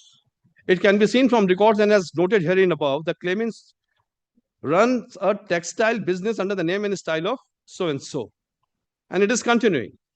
Therefore, it can be seen that the claimant was having his own source of income and he would not lose the same because of injuries suffered by him, and therefore we are of the opinion that the claimant is not entitled to future prospect. Your lordship will kindly mark this.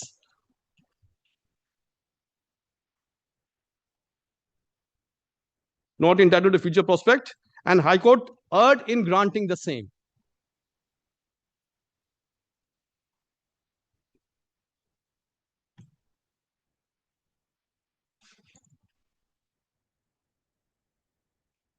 Mirror 12, regarding issue number 2. The important question which arises in this appeal is the percentage of functional disability suffered by the claimant because of the injuries in the accident. Applying the method of assessment as extracted from the judgment of Rajkumar, my lord, I have read Rajkumar before, your lordship. It can be seen that the tribunal as well as the High Court both erred in arriving at the functional disability suffered by the injured claimant.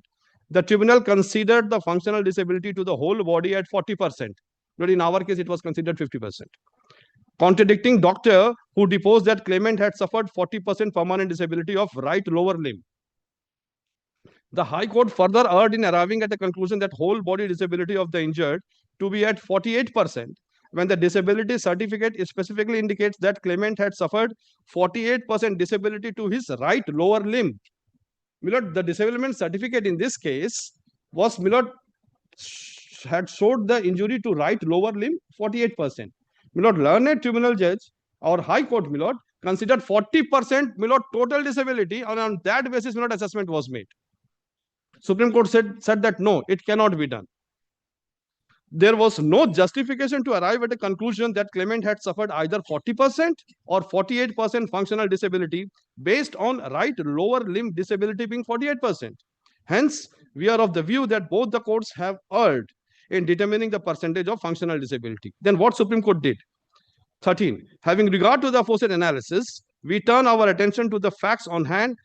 The award of the tribunal would disclose that the claimant had sustained open grade 3 BL femur condyle with fracture SOF, with fracture proximal fibula, with Sile pest articide, and other multiple injuries. He was hospitalized for about 14 days on account of injuries sustained. Claimant is said to have sustained 48% permanent disability to the right lower limb as deposed by Dr. PW3, who issued the certificate. The said disability certificate remained unchallenged, as rightly noted by the High Court. Thus, the assessment of compensation under the head of loss of future earning would depend upon the affected impact of such disability on the earning capacity of the claimant. What my lord had stated, my lord. How it would impact the earning capacity. In the instant case, the tribunal as well as High Court has arrived at a conclusion that there is a permanent functional disability.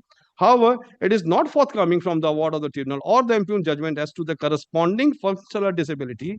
There may be case of whether the disability is permanent or temporary also.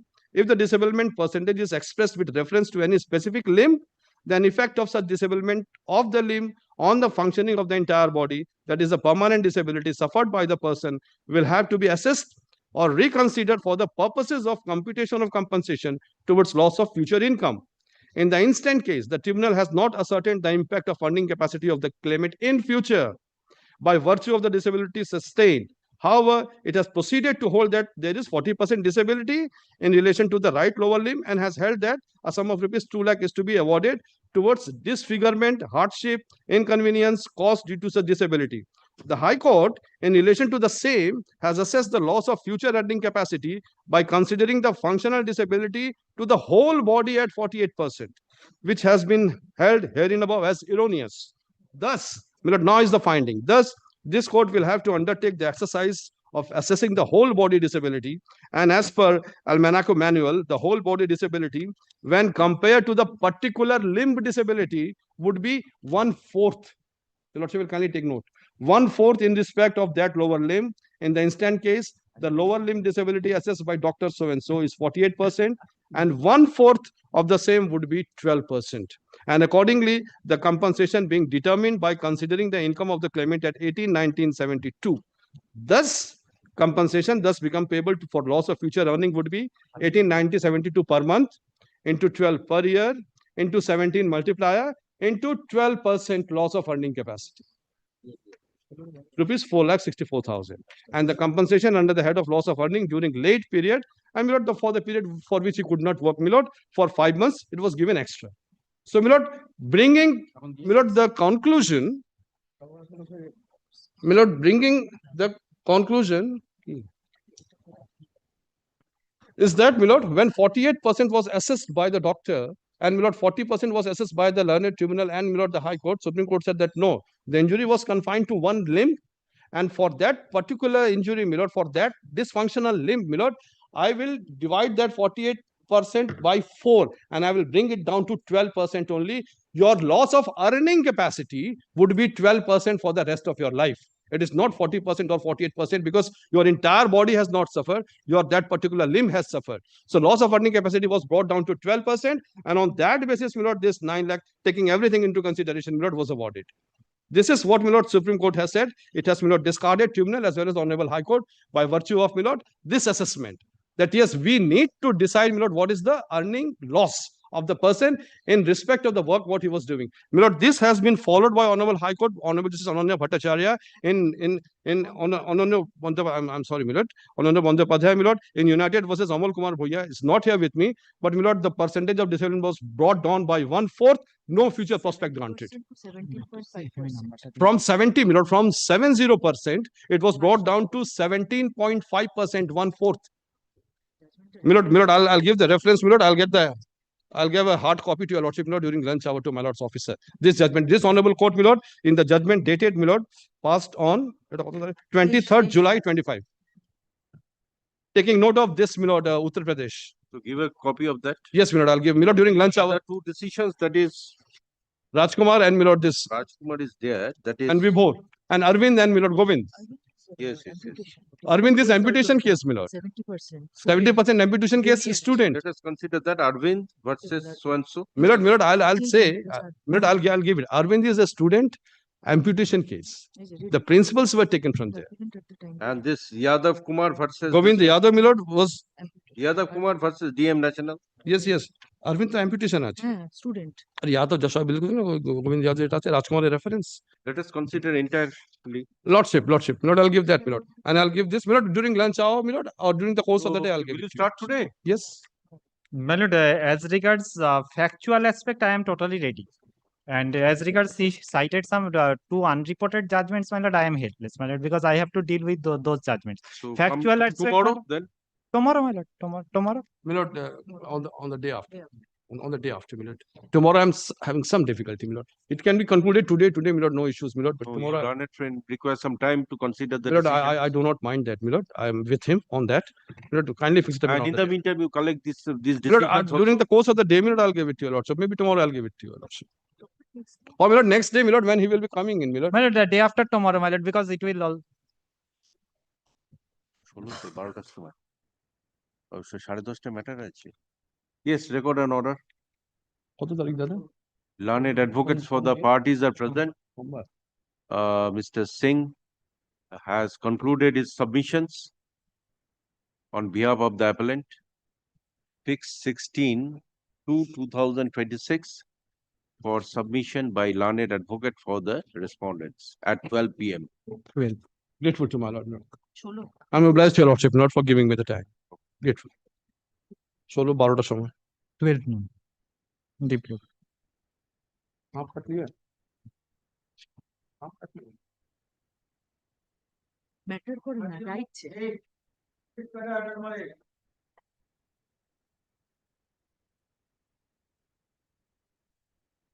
Paper বুকটা দেওয়া আছে?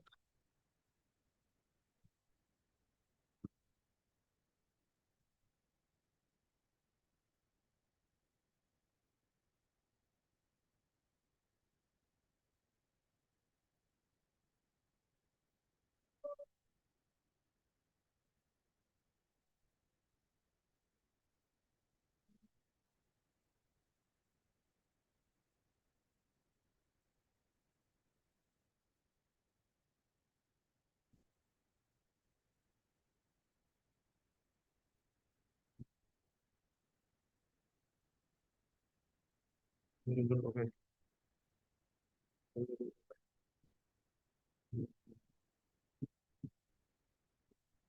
Yes.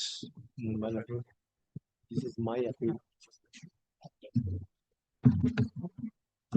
I'm for the respondent insurance companies. I mainly on two folds grounds, my lord. One, my lord, the income, and next, my lord, the age. Yes. The lordship can come to page 1 of the paper.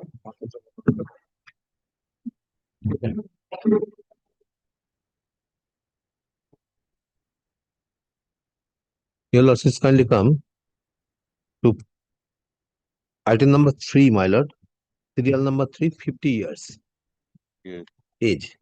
Yes. Next, my lord, skilled mechanic of the power looms. Owner Dilip Ghosh and other power loom proprietors, total 87 proprietors of Aistala, Ranaghat and surrounding areas. Income monthly 26,000 per month. And accident, next page, my lord, accident happened in 19 January 2016. Then, my lord, the son, the elder son, my lord, deposed as PW1 before the learned tribunal. Page 8. My lord, here, my lord, the claimants are the sons and daughters. The wife is predeceased. Yes. My lord, the last paragraph, my lord, 5. That at the time of accident, my father Arjun Shil, aged about 50 years, was the skilled mechanic of the power looms. By that occupation, he used to earn not less than rupees 26,000 per month. This is true to my knowledge. Next page, my lord. 10. That is pertinent to mention that my father was the skilled mechanic of the 87 power looms of village Aistala Ranaghat and its surrounding areas. He used to earn rupees 3,000 per month from each power looms for its maintaining and smoothly running condition. This is true to my knowledge. This is my lord chief and my lord the cross examination at page 11. Last 4 lines. Yeah, I was major when my father died in the said accident. I was aged about 21, 22 years old at the relevant time. Minoti Shil is my mother and she has died when I was small child. I do not have death certificate of my mother as I was minor at the time of death of my mother. Next page, my lord. Not a fact that I do not have knowledge about the income of my deceased father. Not a fact that my father was not 50 years old at the time of accident.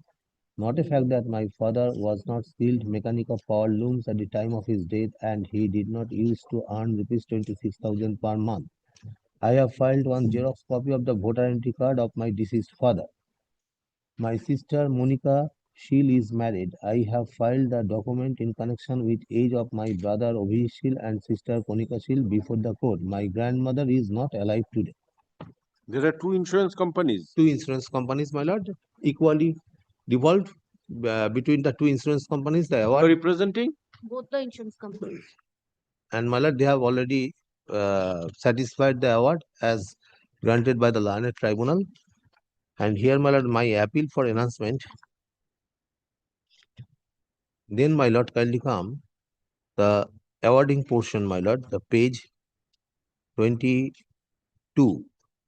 This is the observation of the learned tribunal regarding age and income of the deceased. Under last 22. 22, running page 22, inner page 7 of the judgment.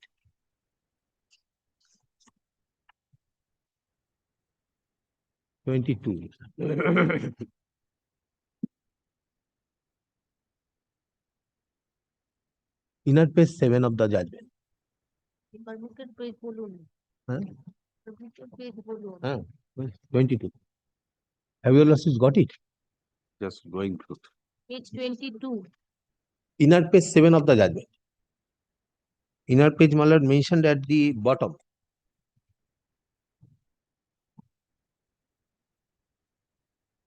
Page 16. No, 22. Paper book. 22. Oh, as I find from your index. Yes, my lord. It is 16 page, starts, my lord. It starts from page 16. page 16. Yes, but I wants to, my lord, notice the page 22. Page 15. Don't find here 16. My lord, may I get the paper book, my lord? Page number for me.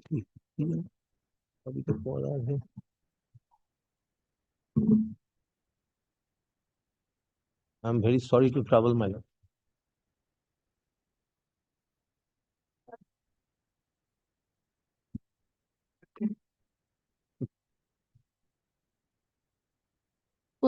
তোমার কাছে দেখো তো pair বুক আছে কিনা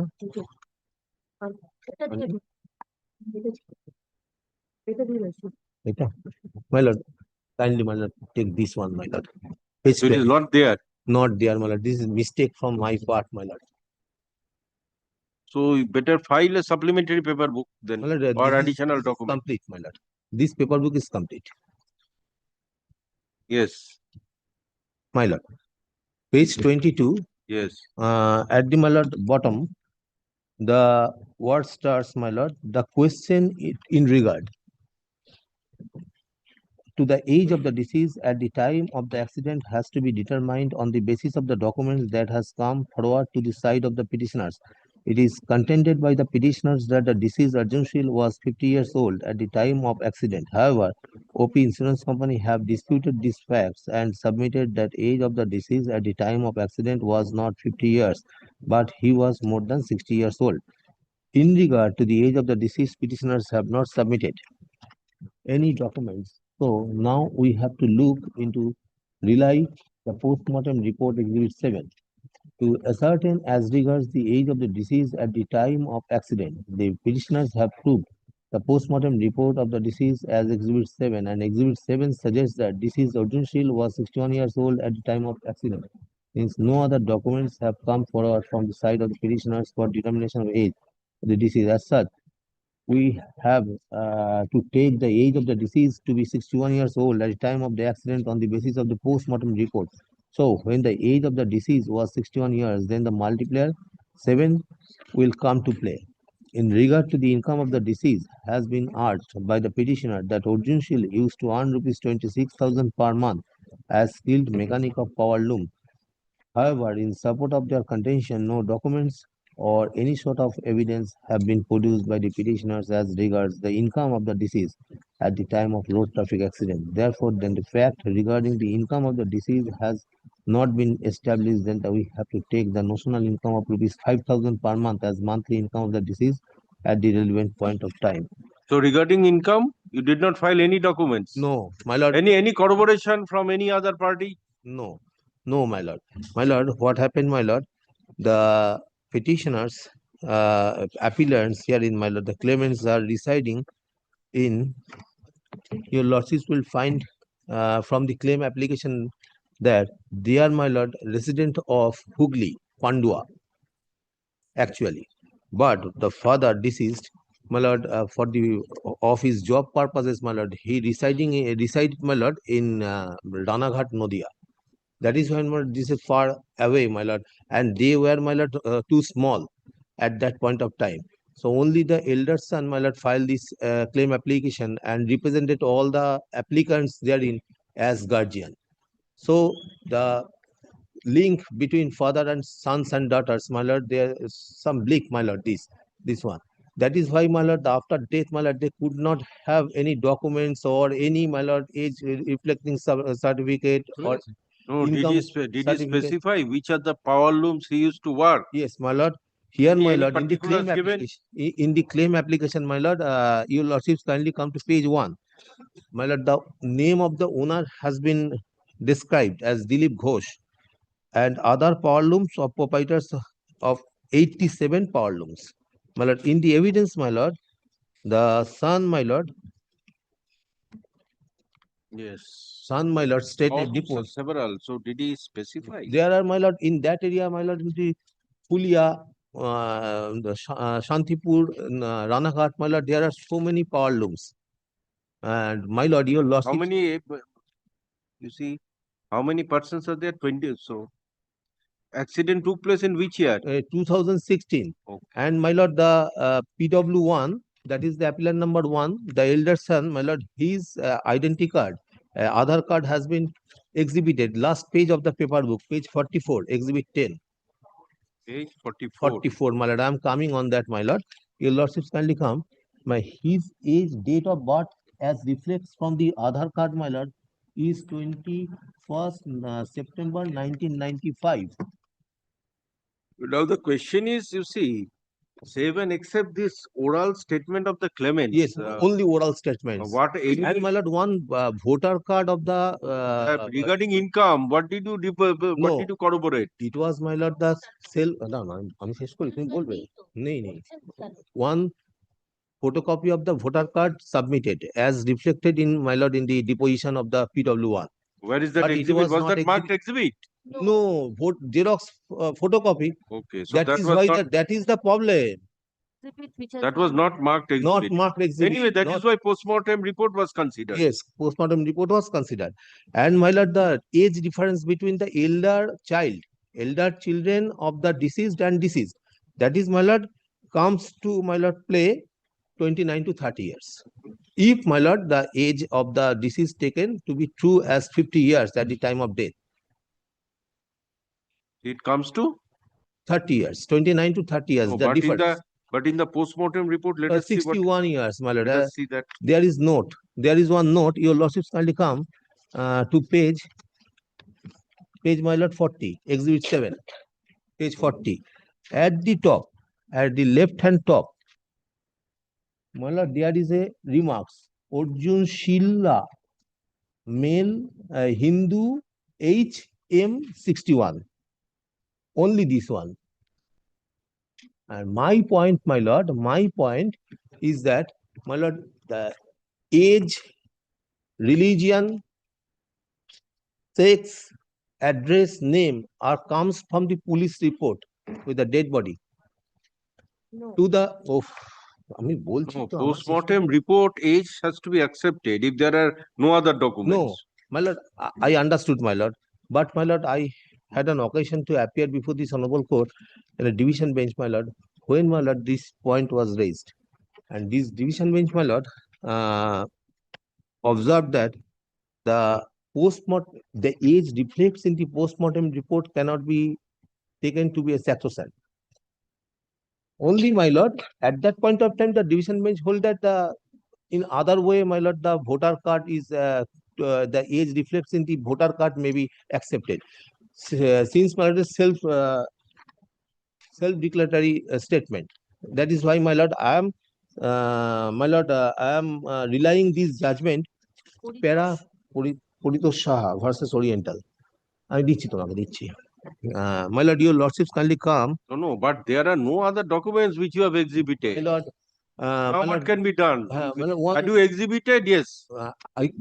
it was not in the hands of the claimants. My lord, they are residing far away from father's Anyway, place. whatever was available before the court proceeded on that. But my lord, the postmortem report, the age, my lord, Whatever not a scientific report, my lord. Question is what the court will do. Whatever the court has, I understood, my lord. the court has to proceed sometime, on my that. lord, we have to, my lord, apply the guesswork, my lord, also. And my lord, Whatever the it oral is, submission. no. You see, whatever oral the court deposition. has, the court had to proceed on that. Oral deposition, my lord. No, question is had there been some other documents? Yes, court would have proceeded on that.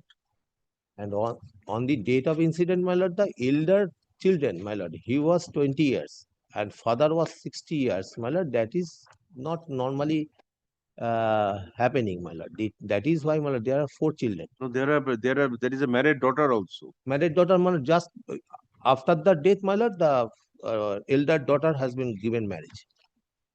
Yes, which paragraph you are relying? My lord, para 14. Para 14. Yes. Para 14, your lordship kindly come. Page? Act 481. No, judgment. We are of the view that the tribunal are in proceeding on the basis that it had no option but to accept the age of the deceased as given in the postmortem report, and in holding that the aforesaid age computation was a scientific one, when the concerned postmortem doctors were not examined, nor was any evidence whatsoever adduced as to whether it is the normal practice to ascertain the age of the accident victim by carrying out the requisite ossification test. As observed above, the postmortem report does not reveal that any such tests were carried out, and in any cases even ossification test does not give the exact age but only the approximate age. Even my lord, the ossification test is not the final. My lord, kindly That go to page 15 of that same judgment. Page now, paragraph Paragraph 15. 15. That is, my lord, with regards voter ID card. Para 15. Para 15, next page. Next para, my lord. Yes, next para of the judgment. Yes, my lord. 14. Yes.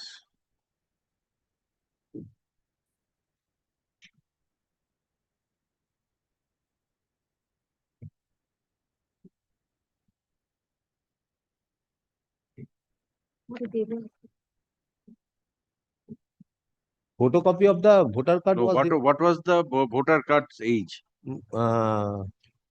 That is with not me and No, in not the paper book, is it here? No, it is not exhibited also. No, had it been filed also? Had it been filed also? No, I could not find. So only they could so produce in the claim petition, what was said regarding age? And my lord, even my lord, the learned tribunal not discussed about the voter card. No. Or in voter card, actually, you did not place. So there was no scope to discuss. Yes, in your claim petition, what did you say? 50 years. 50 years. 50 years. In your evidence, examination in chief? 50. In everywhere, my lord, it was stated as 50 years.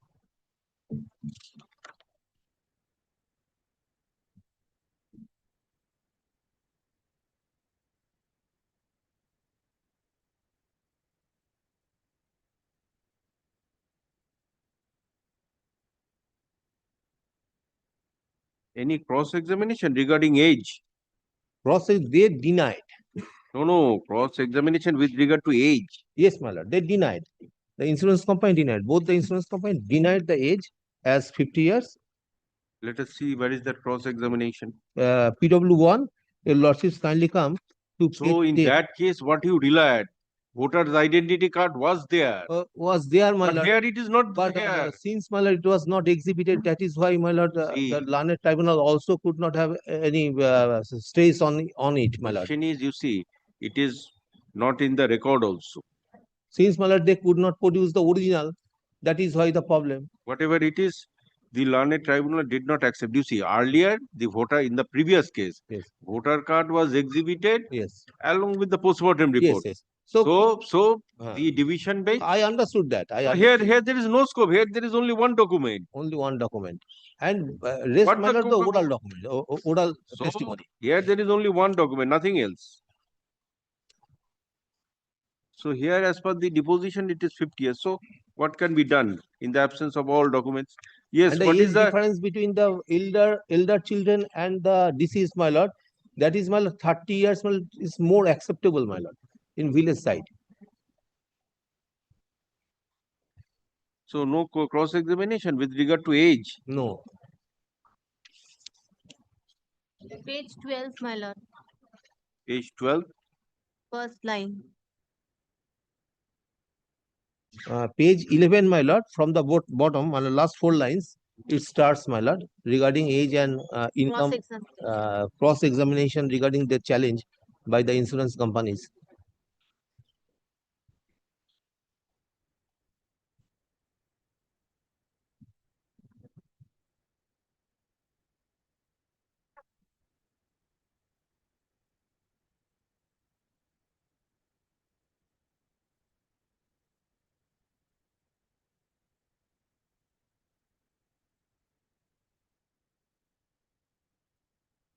Yes, there is no cross-examination on the age.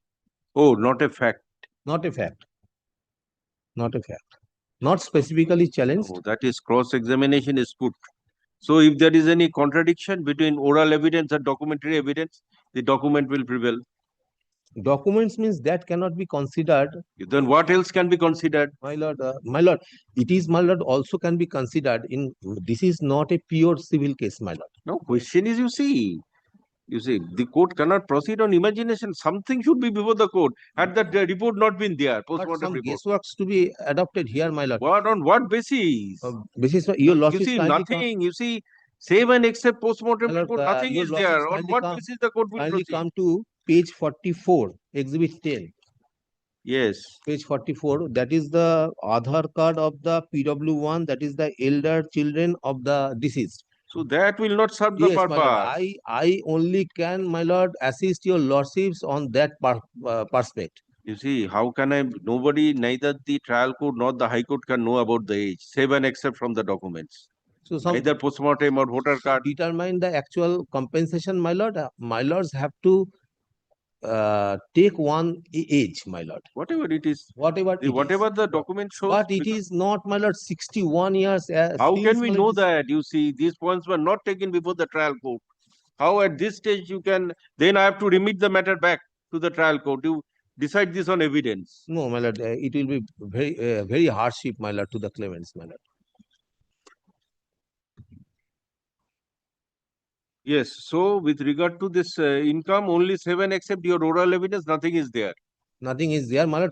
It is, my lord, self-avocation, my lord, self-employed person who roams in 87 plus 1, 88 power looms for the purpose of mechanism in the power looms. And, my lord, he earns on that way in the locality of Ranaghat and surrounding. That is the evidence, my lord. That was not challenged, hopefully.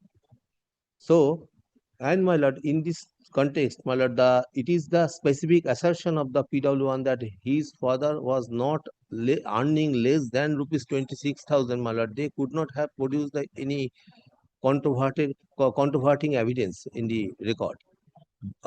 When, my lord, specifically, my lord, they took the 170 leave and, my lord, to contest the case in absence of the owners, my lord. That is my point. So income, my lord, cannot be taken as 5,000. It should be more. So the victim is to reside in Ranaghat. Ranaghat areas. And the claimants? Pandua, Hugli. So which page? My lord, your lordships kindly come to page, my lord, the evidence of PW1, page 8. Page 8. Page 8. Page 8, my lord, I Ranjit Shil, aged about 28 years, village, Ilampur, Malpukur, post office. Page 1, para 1. Yes, my lord, para 1, Pandua. Even it is, my lord, appearing from the claim application also. Okay, and claim the- application also. And this person is to work where? And where this do I person- get that? Yes, my lord. Your lordships kindly come to the bottom. Five, my lord. 5. That at the time of accident, my father Arjun Shil, alias Arjun Shila, aged about such and such mechanic of power looms, by the occupation he used to not less than rupees 26,000. No, that is My a lord, different page, issue. That he used to work there. Yes, my lord, paragraph 10, next page.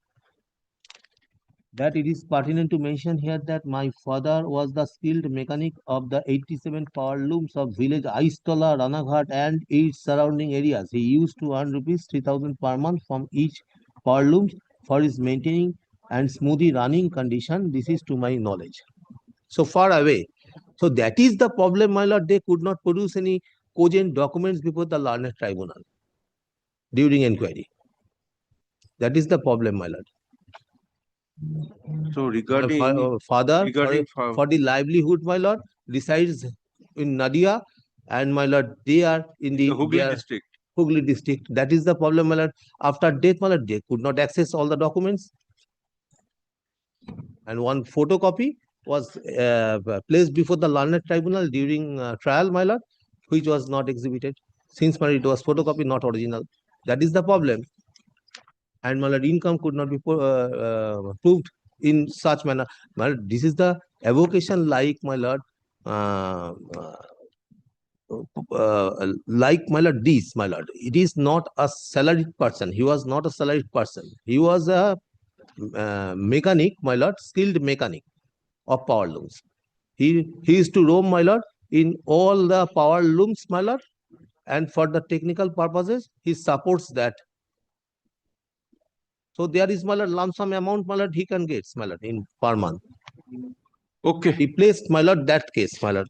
And this is my written notes of argument, my lord. I take to my lord, sir. Yes, what do you say?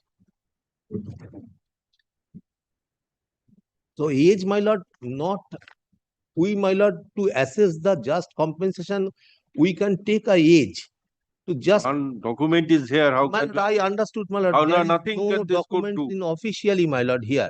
Whatever document is there, the court has to go by that document. So we can, or my else lord, I in have to absence send of the any matter back. documents, my lord, we can assume, my lord, by the other evidences. There is no Here, other my lord, evidence, no other documents.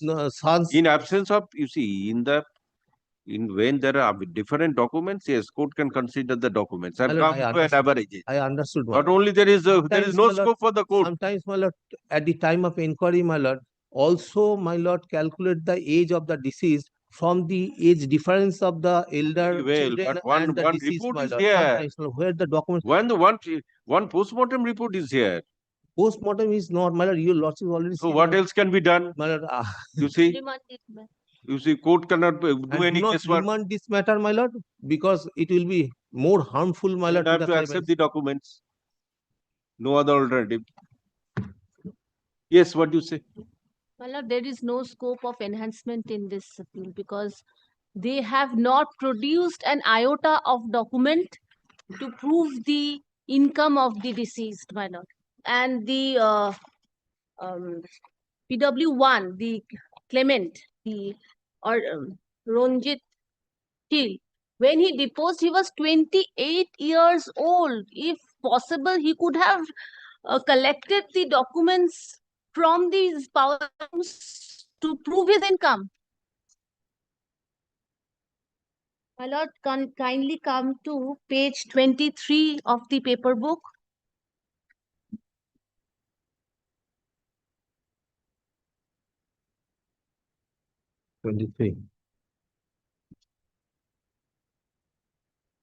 In this case, the inquiry, the investigating machinery was not deployed by the insurance company to ascertain. One is the incident, the other is the income aspect. Any investigation carried out by the insurance company? My lord, at present I do not. At present, because there is no evidence to that. At present, I do not have those investigation report. My lord, we have satisfied because 50% of the liability has been shared by the insurance companies and they have satisfied. There is no scope, my lord. Moreover, these 4 children were, they have said, no, a document also came before the learned tribunal to show that these claimants are there. Even then, my lord, Documents is there for the insurance company to inquire my lord, as to the genuineness. my lord, there is no document to show that these minor Obhijit Shil, minor Konika Shil, they are there. Even then, 4 has been deducted. Question is, you see, regarding income aspect, if anyway, documents are not there. They have to prove their case, my lord. You see, had there been Why some has- documents, the insurance company could have, they have their own machinery to inquire about the genuineness. Or some particulars would have been given that these When are my the lord, power looms he's summon has working. been served, my lord. Yes. When the summon has been served with the claim application, the insurance company had They that, have my to lord, the prove their opportunity. case, my lord. You see, insurance company is to see that genuine cases are honored. This was a genuine case as regards the Yes. incident. So As regards the incident. regarding income also, they may say many things. If there are certain documents, We insurance. did not have any documents. Yes, that is their legend. They did not give any documents, nor give any particulars, nor is there any Particulars corroboration. are there, my lord, in the claim application, my lord, it is. Only claim the writing in claim application will not suffice. তোমার investigation তো evidence আরে আগে হবে investigation করেই তো 170 petition দিয়েছি যে আমার পলিসি আছে, that's all.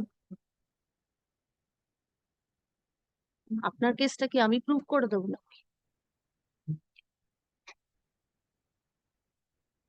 There is no scope of enhancement, my lord. Okay.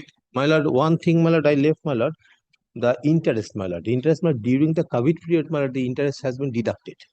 That should not be. Yes, record an order. Informal submission, my lord. Only that period interest may be granted and nothing else. Learned advocates for the parties are present. Formally, no scope. Hard learned advocates. Hearing is concluded. Let this matter appear for judgment on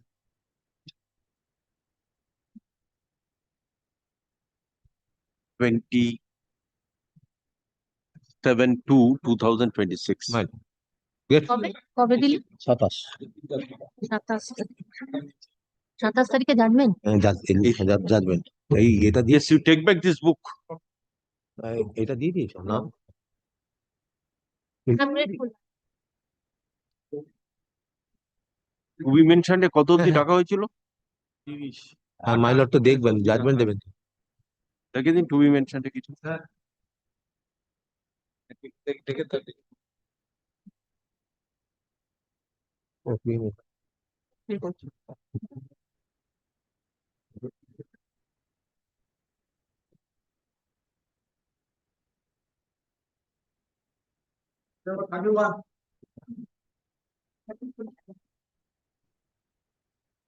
$31. Yes, not today.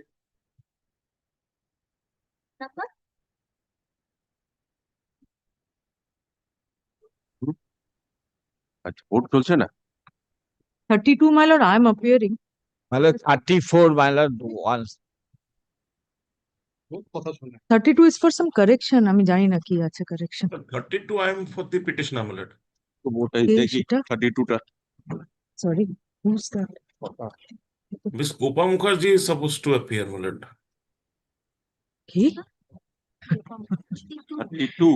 32 is my appeal, my lord. 32 is Nitai Mondol. Lord, I stand corrected, my lord.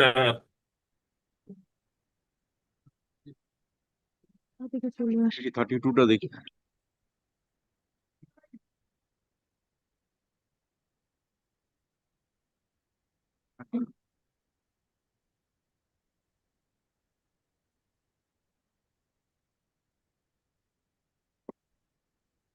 My tender, my apology, my lord, I am in 42.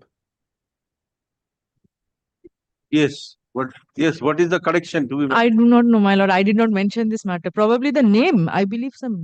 কি আছে ওই? Your name is there No, for the appellant. Probably. Yes, he let will the be matter able go to- out of the list. কেন এসছে correction? আমার না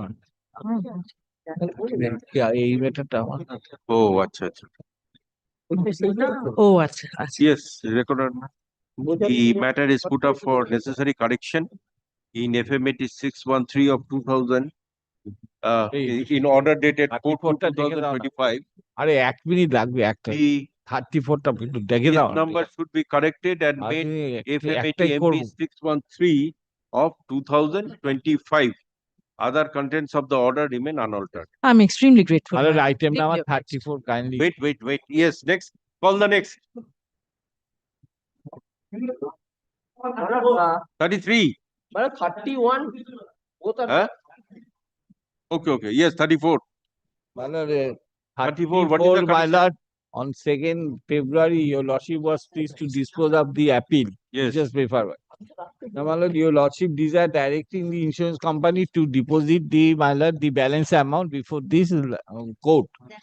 My lord, there is no direction that the learned Registrar General is directed to release that amount in favor of the appellant claimant. This line, my lord, be added. Your lordship kindly see the last portion of this document. My lord, page 5, bottom.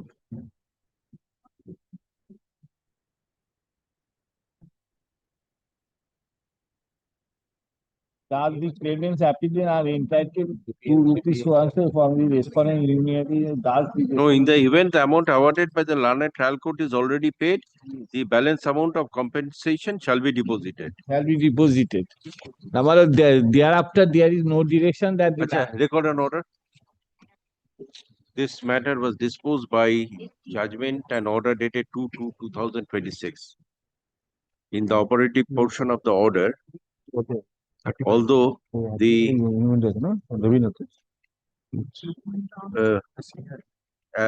insurance company, although the respondent number 1 insurance company was directed to deposit the compensation amount before the learned Registrar General High Court Calcutta, but liberty is not granted to the appellant's claimants to withdraw the said amount. Thus, the judgment and order dated 2/2/2026 stands clarified, and the appellants are permitted to withdraw the amount deposited upon compliance of the necessary formalities. Yes. 35 কি আছে দেখুন 35 lordship দেখে দিন ঝামেলাটা মিটিয়ে দেবে আবার নলে মেনশন করে 31. wait 35 lordship I am for the appellant and Mr. My lord, I am for the respondent insurance company. Lordship, the last order of the earlier audience lordship matter only fixed on 10/12/2025. Everything is complete. Paperwork I have filed. I have come. Lordship kindly you are for the insurance company. Yes, my lord. Can he only issue Kindly the fix the future prospect? No issue. Yes, record an order. Learned advocates for the parties are present. Let this matter appear for hearing on 5th March 2026 at 10:30 AM. 5th March. 5th March.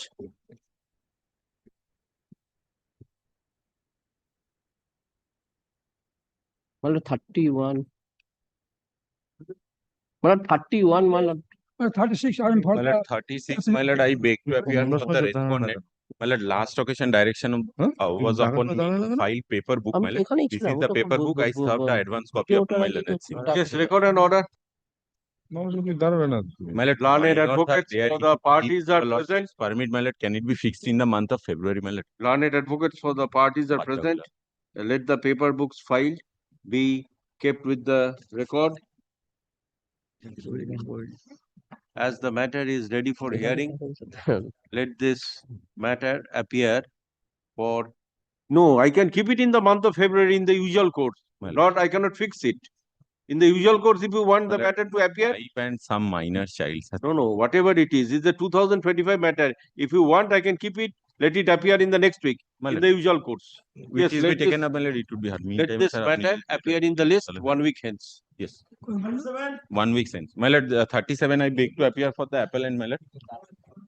My lord, this is also, I filed paper book, served the advance copy upon the respondent to my learned. Yes, same order. Same order. Sir, আপনি আছেন 37 সেই আমি appointment হলো না Rajesh sir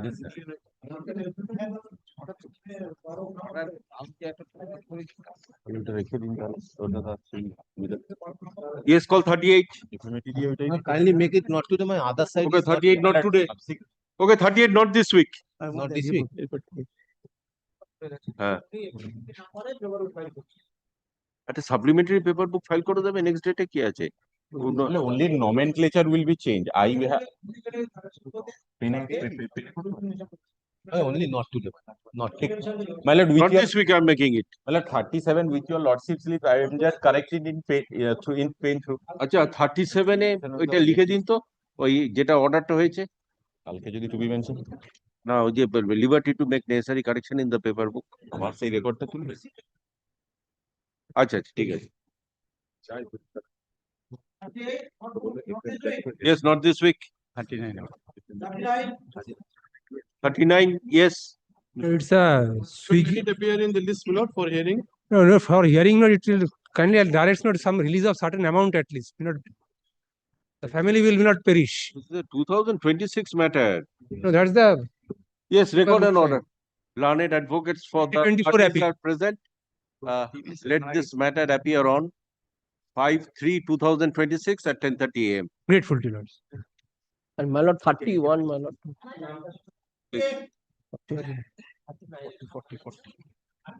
Yes, 40.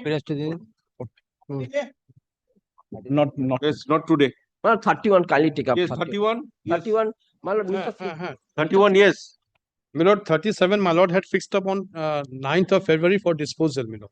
Somehow, my lord, it did not appear. 37. 31, 31. 31. 31.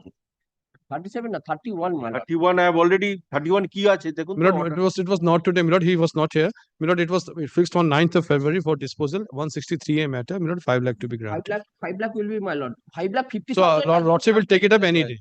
Let the item number 31 learned advocates are present.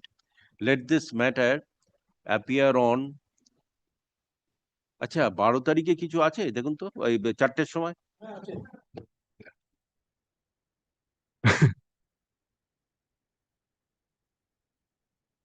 যখন সুবিধা হবে তখন দিয়ে দেব ওকে 16 যখন সুবিধা হবে সেদিন 16 to 2026 at 4 p.m. My lord, applications will be taken up after 2. No, afternoon there is a fixed matter. Thereafter I shall see.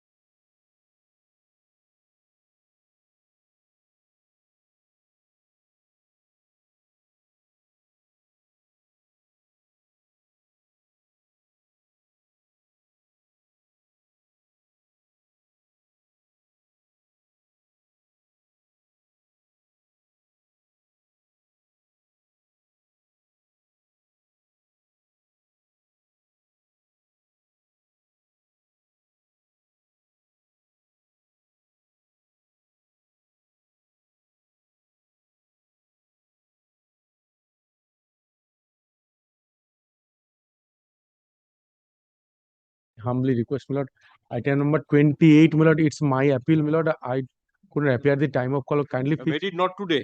Just My lord, kindly fix at 10:30 tomorrow because anyway, execution is facing. I am facing anyway, the from the other side, I shall see tomorrow. Okay, it will remain there. my lord. As you lords.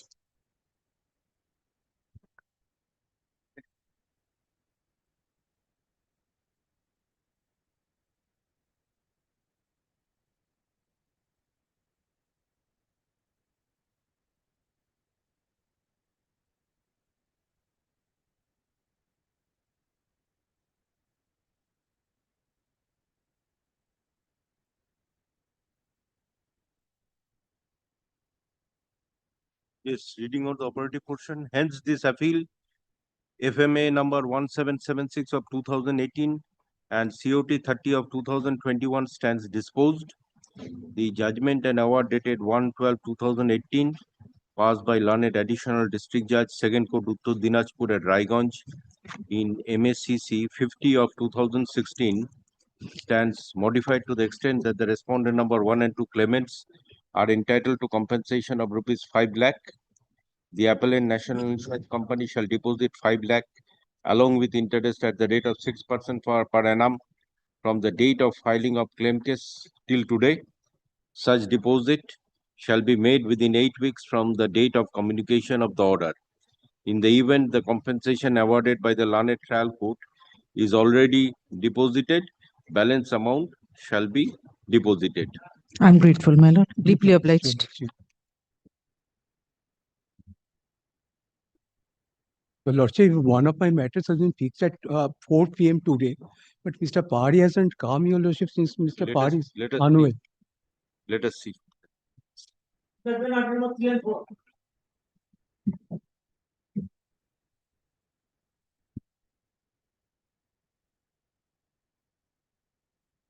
Yes, hence this appeal being FMA 354 of 2024 along with COT number 88 of 2024 stands disposed.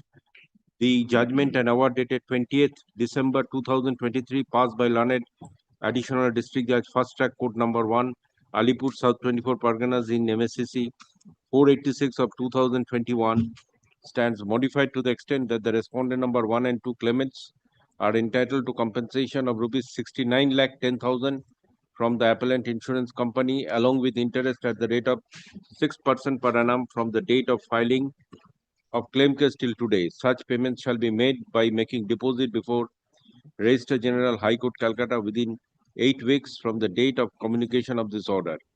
In the event the compensation awarded by the learned trial court is already paid, the balance amount shall be deposited. The claimant's respondents are permitted to withdraw the awarded sum deposited along with accrued interest, if any, upon compliance of required formalities. Yes, call the fixed matters.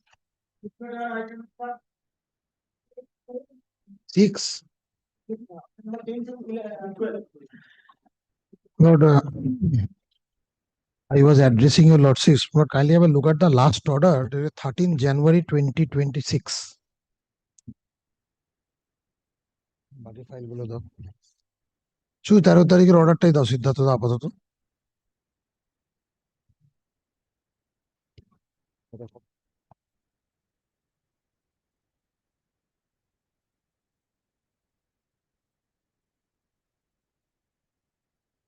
শুধু order ফাইলটা দাও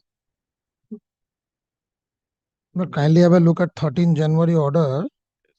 Lord, in WP 23635, learned advocate appearing for the state of West Bengal submits that some time be granted to file affidavit. Thus, affidavit in opposition be filed within 3 weeks, reply if any within 1 week, not filed.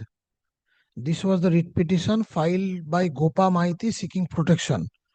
Then in the second matter, which was being argued by Mr. Edulji, praying for quashing, and the third writ petition, learned advocate appearing for the state of West Bengal may file affidavit within 3 weeks, if any within 1 week, reply if any within 1 week. No affidavit has come till date, my lord. So my lord may WPA number 276053 for my lord. I sought an instruction from police So I required the report. So today only now right now the report came. So I required some time and praying for extension. My lord, in the first matter, my lord, I need some time to, my lord, it has been prepared, but not yet been completed, my lord, the opposition. Oh, prepared means made ready, could not be found. My Which lord. one? But the writ of 2024, there were previous orders of affidavit. If it is ready, not yet affirmed, then I will give a short date. My lord, kindly give a short date, my 2 lord. weeks. And we have to use our reply. Actually, তুমি কি sir তোমার ডেকেছে? No, first of all, preparation. Private respondent প্রচুর জানে দেখছো police কত duty করে। না না ও বলছে ও শবনমকে বলে দিচ্ছে এটা বলো। Anyway, how much time do you require at now? How can we know? After election new government ও তাই বল তাহলে তখন থাকবে কিনা তাই তো গ্যারান্টি নেই। Lord, I only beseech that as a last chance, my lord gives them time. I will provide by 2 weeks, my lord. Then after this, sufficient time. Yes, they got sufficient time. See, 13-1. So after the matter is appeared. As a last chance, grant them extension so that they file it finally. Within 2 weeks, I can, my lord. when you honor basis of a submission, your lordship was grateful by that. The lordship, well experienced, they are very much. No, but you see why? No, this all 4 weeks time you did not. Give us 4 weeks time because. 2 weeks was granted, 2 weeks was paid, 4 weeks has already gone, now again 4 weeks. Lord, I'm not, we are not, Learned advocates for the parties are present. Learned advocate appearing for State of West Bengal in WPA 27605 of 2024 submit some more time is required to file the affidavit in opposition. However, in the interest of justice, this court is of the view that some opportunity should be granted and time should be extended to file the said affidavit in opposition. Let the affidavit in opposition be filed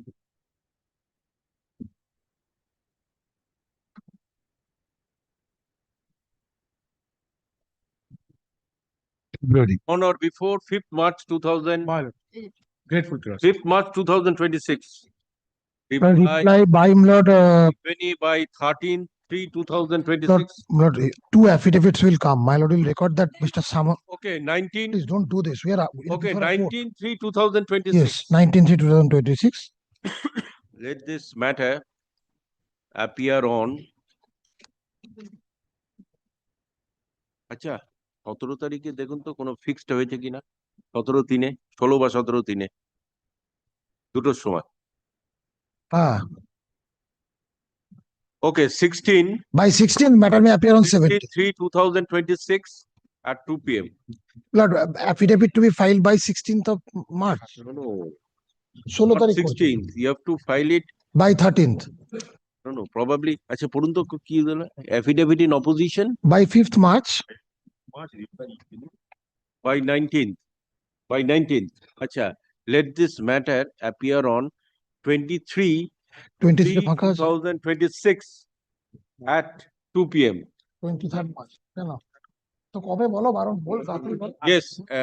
Yes, I'm clarifying the position as the matter is sub judice before this court. Parties may seek adjournment before the Lord, I have a prayer. Lord, my lord may, Lord, it's a request from the litigant. Yes. Lord, my lord may keep it in the week commencing from 16 to 20th. 16 to 20th. We will file our reply by 16th. 19th is the time. Lord, we will file that has to be shortened. Yes, we'll file the reply by 16. 16. Yes. দেখো না সিদ্ধার্থ 17 থেকে 20 মধ্যে কোনো ফাঁকা আছে কিনা কোনো দিন 16/3/2026 আচ্ছা তাহলে দেখুন তো 18 তারিখে 18 তারিখ ফাঁকা আছে কিনা 18 March Giridhari 18 March 2 p.m. Okay, 18/3/2026 at 2 p.m. Lord, in the ordering portion, your lordship has only recorded 27605. That is the third writ petition. In the first also, a prayer is being made by the state. সবকটাতেই দিয়ে দেবেন No, Lord, in the second writ petition, no prayer was made, no time was given in the earlier order. So it will be only in two writ Question is, petitions. in this two, Mr. Samanto's matter, that is 27024. No, No, no, no, 365. 365. আচ্ছা, তাহলে First one. 2365 time extended and 27605 time extended. regarding WPA, WPA 27024 has to be had along with because that. last occasion, No time. time was short But for. if I'm not, Mr. They will correct me. There was a, he submitted that he will produce the case. Basis of the report, he will submit. Johodda. And Lord, with regard to the adjournment prayer, kindly have a or look at the order passed by the trial court. The matter is to appear on 19th of February. Lord, the trial court, despite praying for adjournment, Lord, he is proceeding with the matter in This is the some. order passed. Let me see. Lord, first see the 18th December order. This is a certified copy we got. First see the 18th December order. First see the 18th December order. I don't know how this order could be passed. Passed when? Lord, I don't know. Are we having a chorus? Then you submit. I will. No, last order, just a minute. Let him submit. I will make my submission after he is done.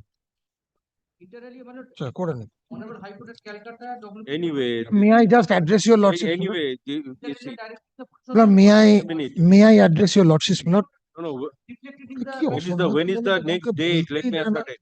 Lord, in the first order next date is on 19th of February. Kindly see the 18th December order. 19th February is the date fixing for hearing of the bail application. Now, no bail application is present. Okay, same Lord, order. As the matter is subject Lord, the before difficulty court, parties may seek adjournment before. Let him not proceed. Let him not proceed. May seek adjournment before the learned trial court, which may be considered. Lord, what is happening is they are proceeding with it. Now, kindly see the second order. Kindly, Mr. Bharat will allow to make my submission. Next day you come, if necessary, I shall pass orders. By 19th of March, there will be two dates. Yes. 19th February is the date. Yes. Now, before 19th of March, 19th February, we will have to go and appear before the trial court. Kindly have a look at the other. Made it clear. What happens is, other matters also, these orders are passed. is when we produced your lordship's order, there was a warrant of arrest issued. Yes. He has kept the warrant of arrest in abeyance, looking at your lordship's order. Now he is passing orders. What I am saying, since your lordship is deciding, let us not proceed. Now the de facto complaint is pressing for the orders. Directly, the court will Absolutely, adjourn the matter. absolutely. Court will adjourn the matter. Very well, very well. Very well. Very well. We will come back on, Lord. Where are we? Yes. 18th of March. Lord, my Lord will record that, Lord, these directions are peremptory so that no further extension is spread, Lord. Because on 2024, we are. Definitely, sir. They will. I'll Lord give some indication that there will be no further extension, Lord. Only that I am praying. There should not be any further extension. Definitely. You Well. see.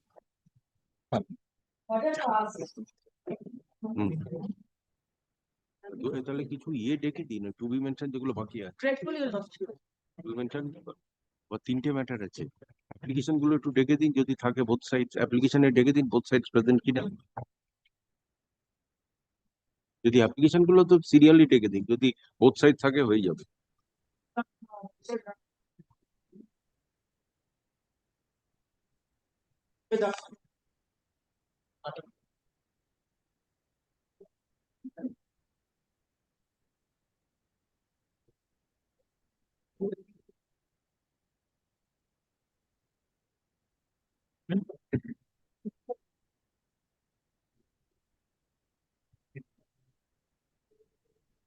application urgent কিছু আছে কিনা yes any urgent application is there But item number 42, man, this is an application.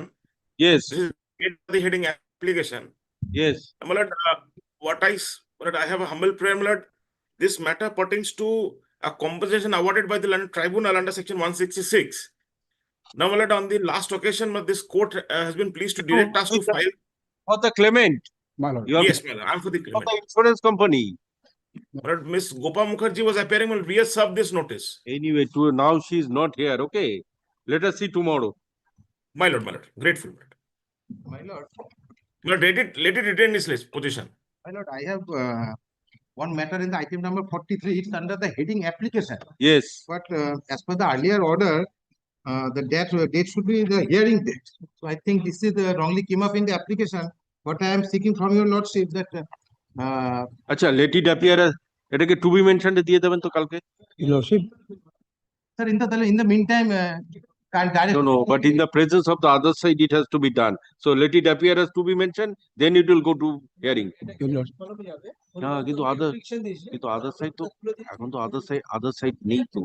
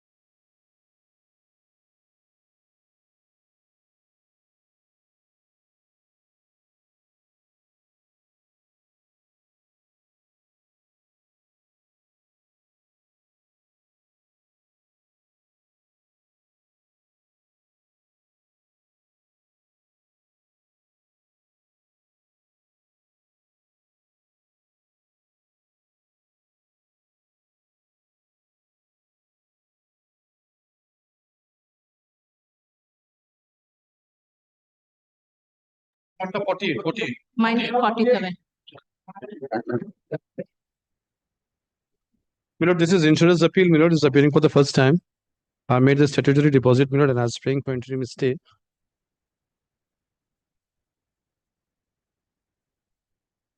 Yes, it is within time. It's within time, Milord. Yes, record an order. Learned advocate for the appellant insurance company is present. As the appellant insurance company has deposited the statutory amount of rupees 25,000, there shall be an ad interim order of stay of the judgment and award dated 26th November 2025, passed by learned special court cum additional district judge Paschim Medinipur in MSC case number 405 of 2018 for a period of 5 weeks. Top. The appellant insurance company shall deposit the entire awarded sum along with interest as directed by the learned trial court within 5 weeks. Stop. Excluding the statutory amount. In the event the entire awarded sum is deposited within 5 weeks, the ad interim order of stay shall continue till disposal of this application. The Registrar General High Court Calcutta is requested to invest the sum deposited in a fixed deposit of a nationalized bank and renew the same from time to time. Liberty to mention. Milord, one minor indulgence, Milord. Milord, in the backsheet of Milord, this memorandum, Milord, I have written Paschim Bardhaman. It should be Medinipur. Kindly grant me liberty to correct it here and now. The cost title. I'm grateful to your Lordship, Milord. Here and now, Milord, I'll do it here and now. Obliged to your Lordship. Yes, 47. 47, Lordship. Lordship, this is insurance company's appeal, Lordship. I have already deposited the statutory sum and already served upon Mr. Krishanu Bonik, who is appearing for the caveator, Lordship. This is a stay application. This is filed within time, Lordship. You have served notice upon Mr. Bonik. Mr. Bonik, I have through mail I have served. Learned advocates for the appellant insurance company is present. As the appellant insurance company has deposited the statutory amount of rupees 25,000, there shall be an ad interim order of stay of the judgment and award dated 18/11/2025, passed by learned additional district judge, Fast Track Court 3, Alipur, District South 24 Parganas, in MSC case number 856/2019 for a period of 5 weeks. Stop. The appellant insurance company shall deposit the entire awarded sum along with interest, excluding the statutory amount, within 5 weeks. Stop. In the event the entire awarded sum is deposited within 5 weeks, the ad interim order of stay shall continue till disposal of this application. Stop. The Registrar General High Court Calcutta is requested to invest the sum deposited in a fixed deposit of a nationalized bank and renew the same from time to time. Liberty to mention. My lord, one thing, my lord. Yes. Number 46, my lord. 46, what is that? 44, my lord. 44? No, my lord. In the item number 44, it is appearing, my lord. It has been filed by the claimant. Yes. Insurance company also has filed one appeal, being FMAT MB 167. Okay, keep the slip, it will appear together. Yes.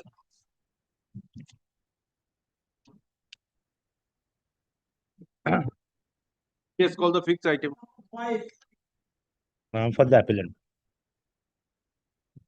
But the appellant, the sole appellant expired and he has been substituted, madam. So application for substitution. That has been decided, he has been substituted. So that they are substituted. Yes, my lord, I'm starting with the appeal. Yes. It's a case, my lord, which has been filed by the father-in-law, being the plaintiff against the daughter-in-law, for a suit for eviction of a license. My lord, may I proceed? Yes.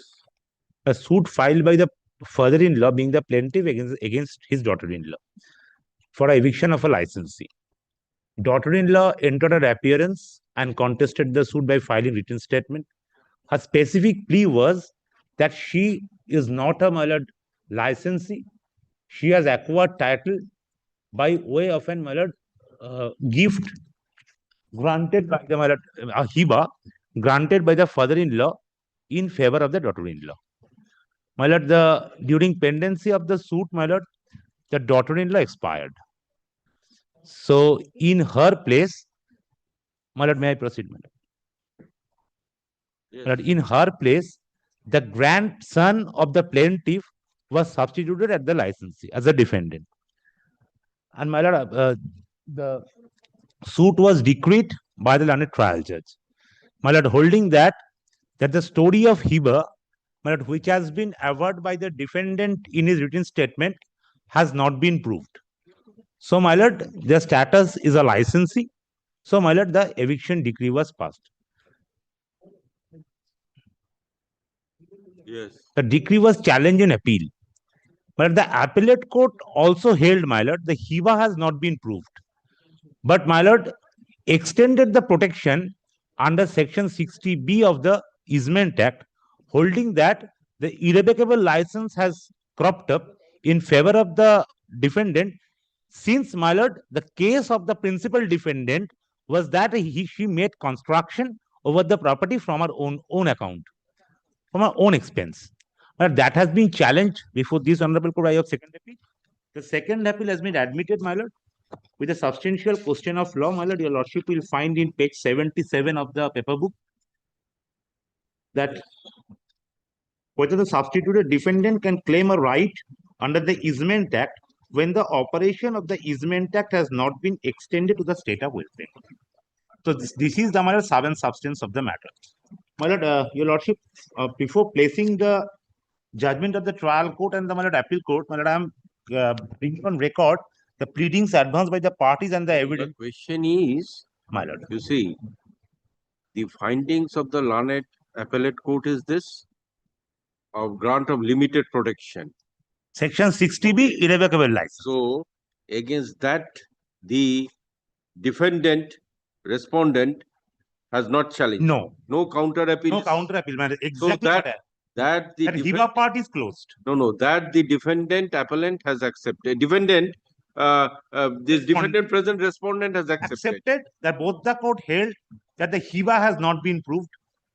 First court passed a decree for eviction of a licensee. Yes. Second court, the first appellate court also held that the hiba has not been proved, but granted protection under Section 60B of the Easement Act. The question here is this.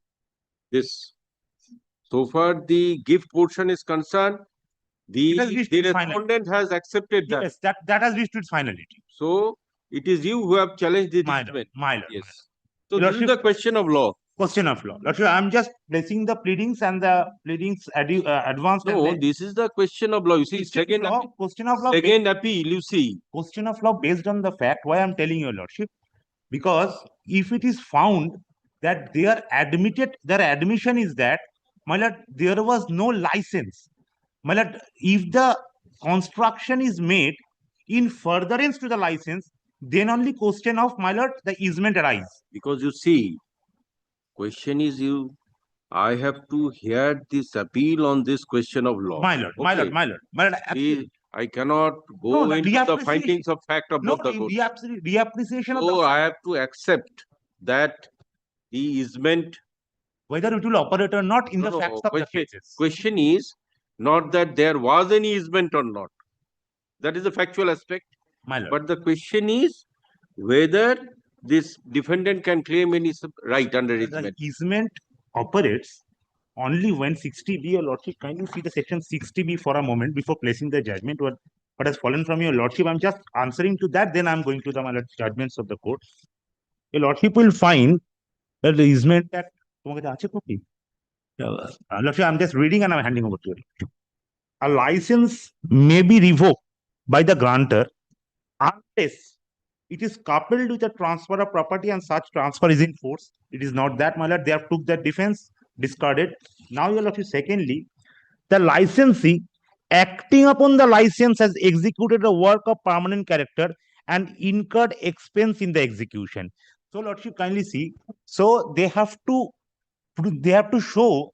I will rather, my lord, canvas the appellate court came to a finding that Easement exists. Easement exists. Now, you see, this court will not go into the fact that I'm just going easement to the does not fact, my exist. lord. I will only show to your lordship that whether the construction was made acting upon the license.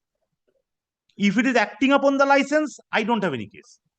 If they says, my lord, they made the construction from their own, because your lordship, the appeal court's finding was that they made the construction, or on the trial court's finding was that they didn't prove that the construction was made at their expense. Appeal court said, yes, the construction was made at their expense. So I will not touch that issue. Since the appeal courts are factual aspect, I cannot touch. I can only canvass before your lordship that the construction was made according to their case, not acting upon the license. But as a, my lord, owner of the property, claiming that they are the owner of the property, they acquired title over the property by a HIVA, and thereafter made the construction, and therefore they are not entitled for the protection under section 60B. But first I am placing the judgment of the trial.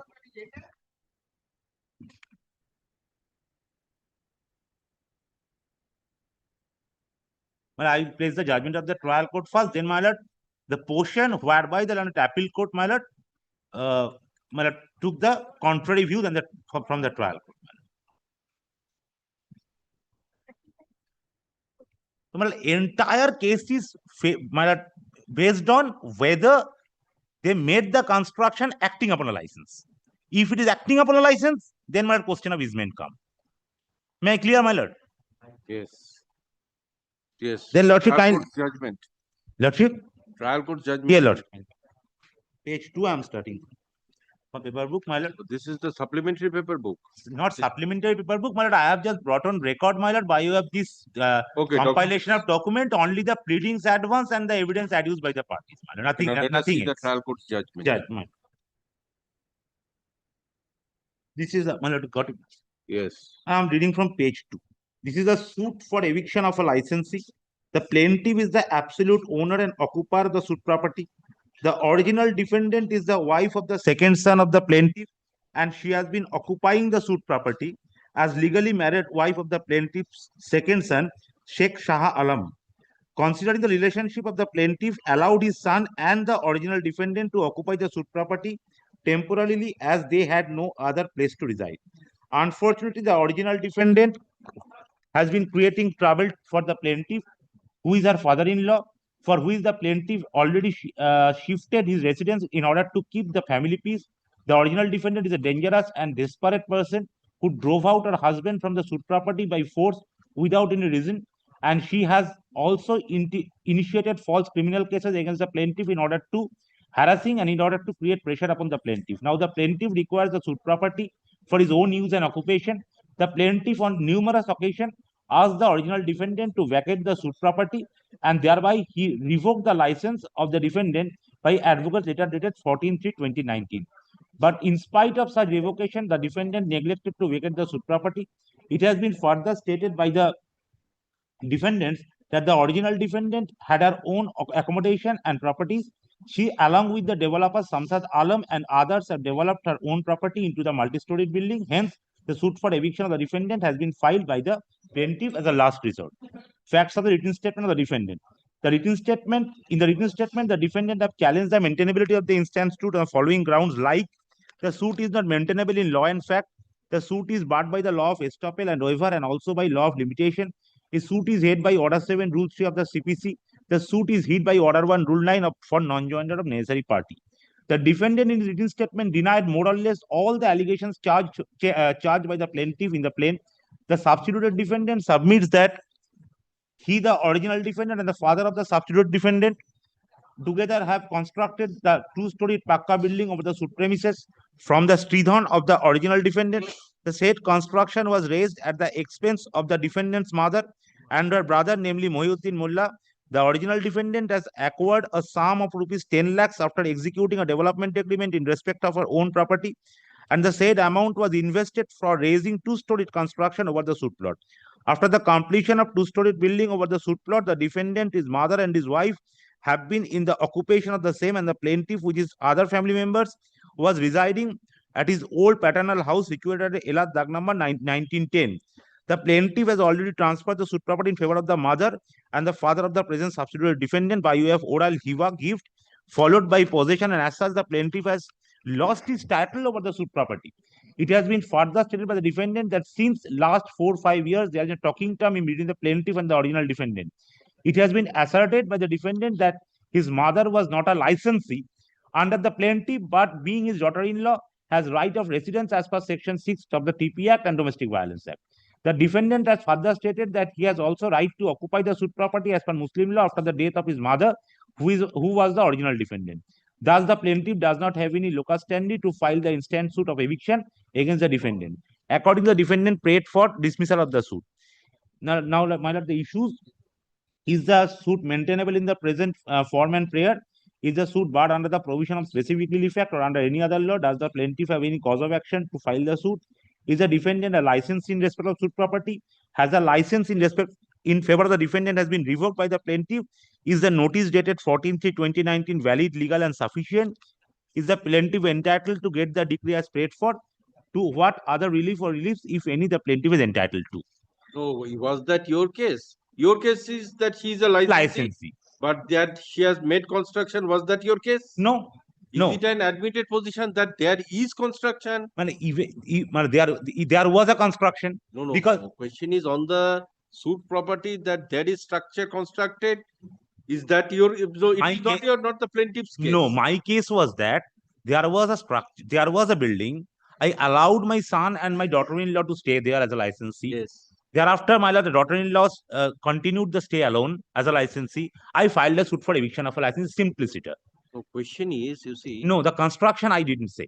That there was a construction. But anyway, trial court.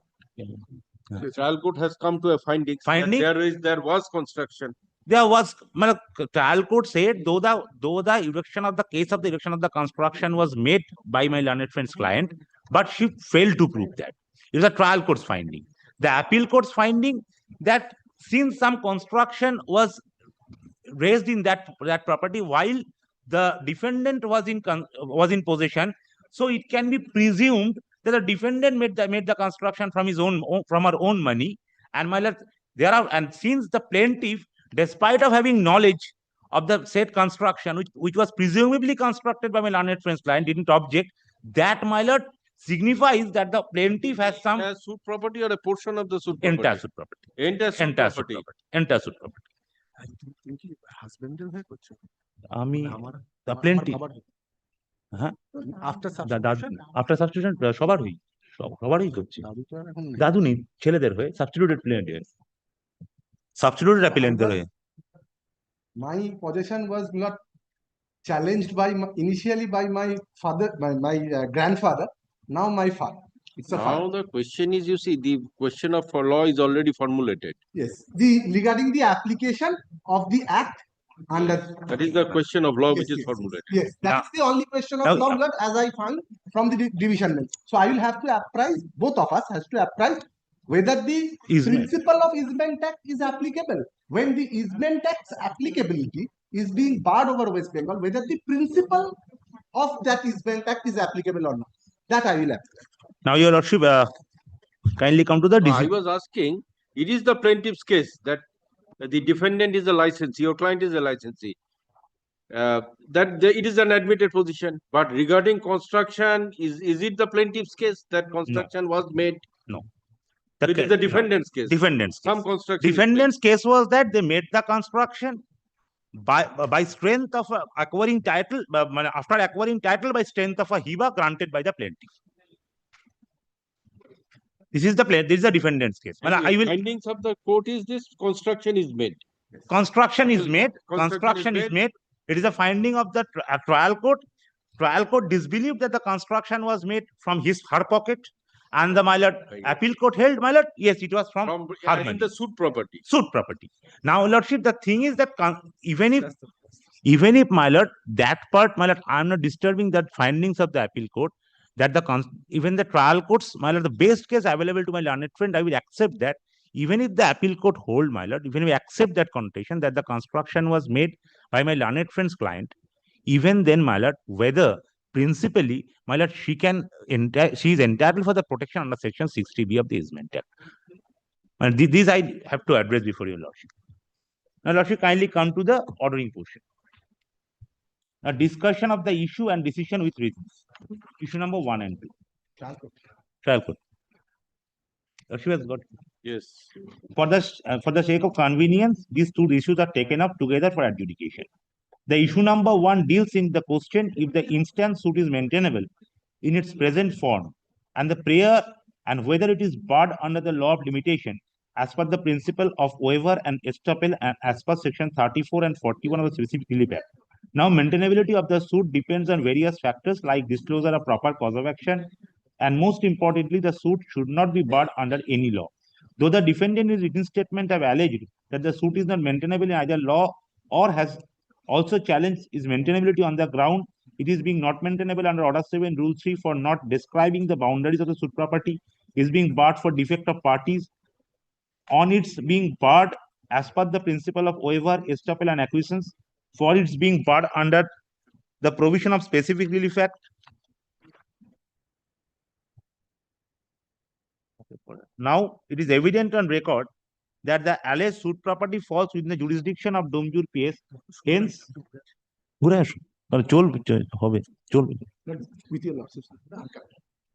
hence, it is within the territorial jurisdiction of this court.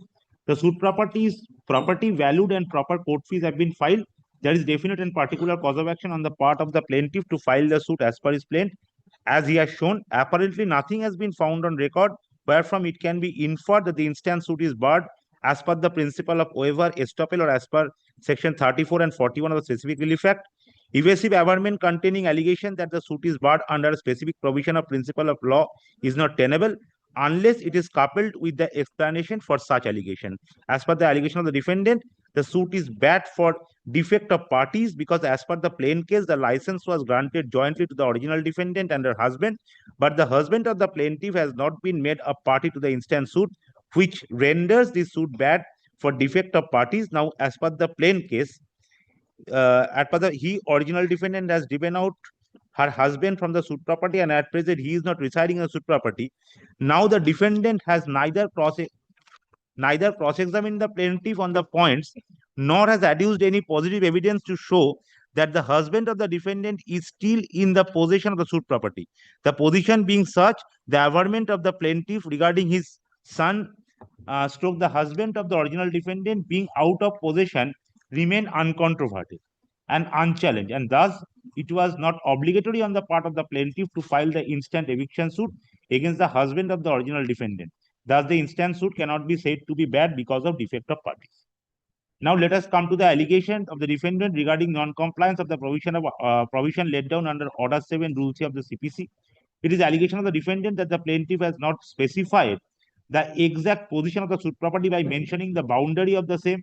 Now, as per the provision of Order 7, Rule 3 CPC, in case of immovable property, the plaintiff must a description of the property sufficient to identify itself, and in case such property is identifiable by boundaries or settlement or survey numbers, the plaintiff must contain such details. Now, on perusal of the schedule of the property, it appears that the said property has been described adequately by referring the statement stroke survey number, and the defendant in his own evidence has admitted that the plot has been gifted to his mother, whereupon she had raised the structure. If he challenges the description of the suit property, he again cannot claim that it is she who had raised construction upon it. Thus, the alleged dispute as to the identity of the suit property is settled in favor of the plaintiff. Thus, it appears that the allegation as charged by the defendant is not true, and the instant suit is maintainable in its present form and prayer. Hence, all the four issues stand decided in favor of the plaintiff. Now, the issue number 3. Issue number 3 is, Lordship, kindly for recapitulation, my lord. This is perhaps the core issue. The issue number 3 is the defendant is a licensee in respect of the suit property. Issue the page 5, your lordship will find that the issue number 3. The issue number 3 deals with the question the plaintiff have any cause of action to file the suit. No, 3 is cause of action, my lord. Issue number 3. The terms cause of action denotes a fact or facts that enable a person to bring an action against another. The fact of cause of action is essential to a suit is representative in order to Rule 2 of the CPC. wherein it is stated that the plaintiff must mention the cause of action if it is instituted as a suit. Here, from the perusal of the plaintiff, it prima facie transpires to me that the plaintiff, having asserting his ownership over the suit property, has alleged that the defendant's status in respect of the scheduled mentioned suit property is that of a licensee. On the other hand, in the written statement, the defendant has challenged the ownership of the plaintiff and has asserted that she has acquired the suit property by way of oral hiba from the plaintiff himself. And after that, she has raised the construction of permanent nature over the same. This is the very vital part which is this finding. This is the unequivocal, my lord, averment of the defendant everywhere. I shall show to your lordship, this is the unequivocal, unambiguous averment of the defendant everywhere, that the construction was made after she acquired title over the property by way of oral hiba granted by the plaintiff. I shall show to your lordship, that's why I've handed over the compilation of document, my lord, containing the pleadings and the evidences. I can show to your lordship. That's why, my lord, my lord, thus from the said allegation and counter allegation, this court finds that there was definite cause of action to initiate a proceeding before the court on the part of the plaintiffs. Hence, the issue number 3 stand decided in favor of the plaintiff. Now, the issue number 4. Issue number 4, lordship, is that is the defendant a licensee in respect of suit property? The issue number 4 deals with the question whether the defendant is a licensee in respect of the suit property. Now, before answering this question, where may I place my lord? Now, before answering this question, we must consider what a license is as per Section 52 of the Indian Easement Act 1882, where one person grants to other or to a definite number of other persons a right to do or to continue to do in or upon the immovable property of the grantor something which would, in the absence of such right, be unlawful, and such right does not amount to an easement or an interest in the property, the right is called license. Such a license may be purely personal, gratuitous, or contractual. To understand the true nature of relationship between the licensor and the licensee, the decisive consideration is the intention of the parties. In series of decisions like such and such, it was observed that there is no formal document embodying the term of agreement. In the intention is to be inferred from the surrounding circumstances and the conduct of the parties. Here also, the paragraph number 2 and 3 of the plain, and also in the affidavit in chief, the plaintiff has averred he had permitted the original plaintiff and her husband to occupy the suit property as licensee. Thus, by making the aforesaid averment, the plaintiff has tried to establish the fact that the defendant is a licensee without license fee.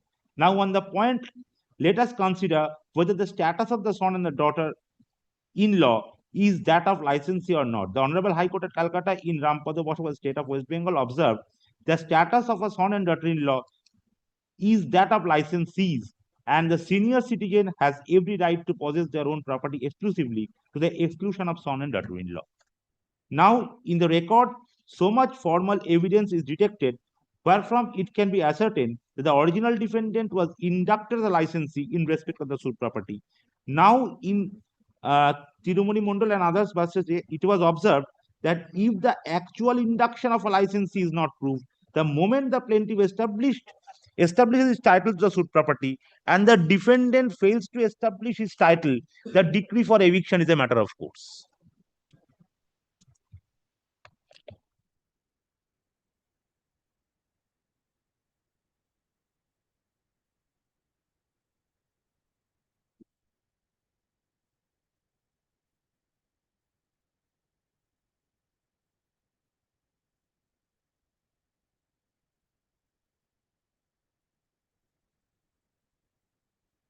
Yes.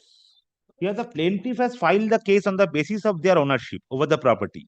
In support of his ownership, he has adduced in evidence the partition deed for the year 1981. That upon the defendant in the examination in chief on affidavit has asserted the alleged past ownership of the plaintiff.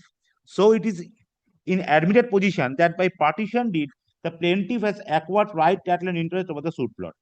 On perusal of these two documents, that is partition deed and sale deed, it appears that the plaintiff acquired title over the suit dug, but as pointed out by the learned advocate on behalf of the defendant, the alleged document of title of the plaintiff did not show that he has been the owner of two-storied structure over the suit land, which is also the subject matter of the instant suit. On this point, learned advocate on behalf of the defendant has taken recourse of Section 60B of the Easement Act, where it was stated that the license cannot be revoked by licensor if the licensee, acting upon the license, has executed a work of permanent character and incurred expense in execution. So my lord, that has been recorded, but I can show to your lordship that it was this argument was completely beyond pleading and beyond evidence. But you kindly take a mark of this paragraph, though it has been recorded, my lord, but I can show to your lordship exactly for that, my lord, I handed over to your lordship the compilation of document containing the pleadings and the evidence. If it is shown by the defendant from their pleading and their evidence that a single line has been written, my lord, that no, there was pleadings that construction is there. Construction is there after they acquired the right over the property by way of HIBA. I can show to your lordship the various judgment of this honorable court as well as the Supreme Court, my lord, if the construction they prove, but not in terms of the license, my lord, that cannot, my lord, give any entitlement to them to my lord seek protection under Section 60B. Now the original, my lord.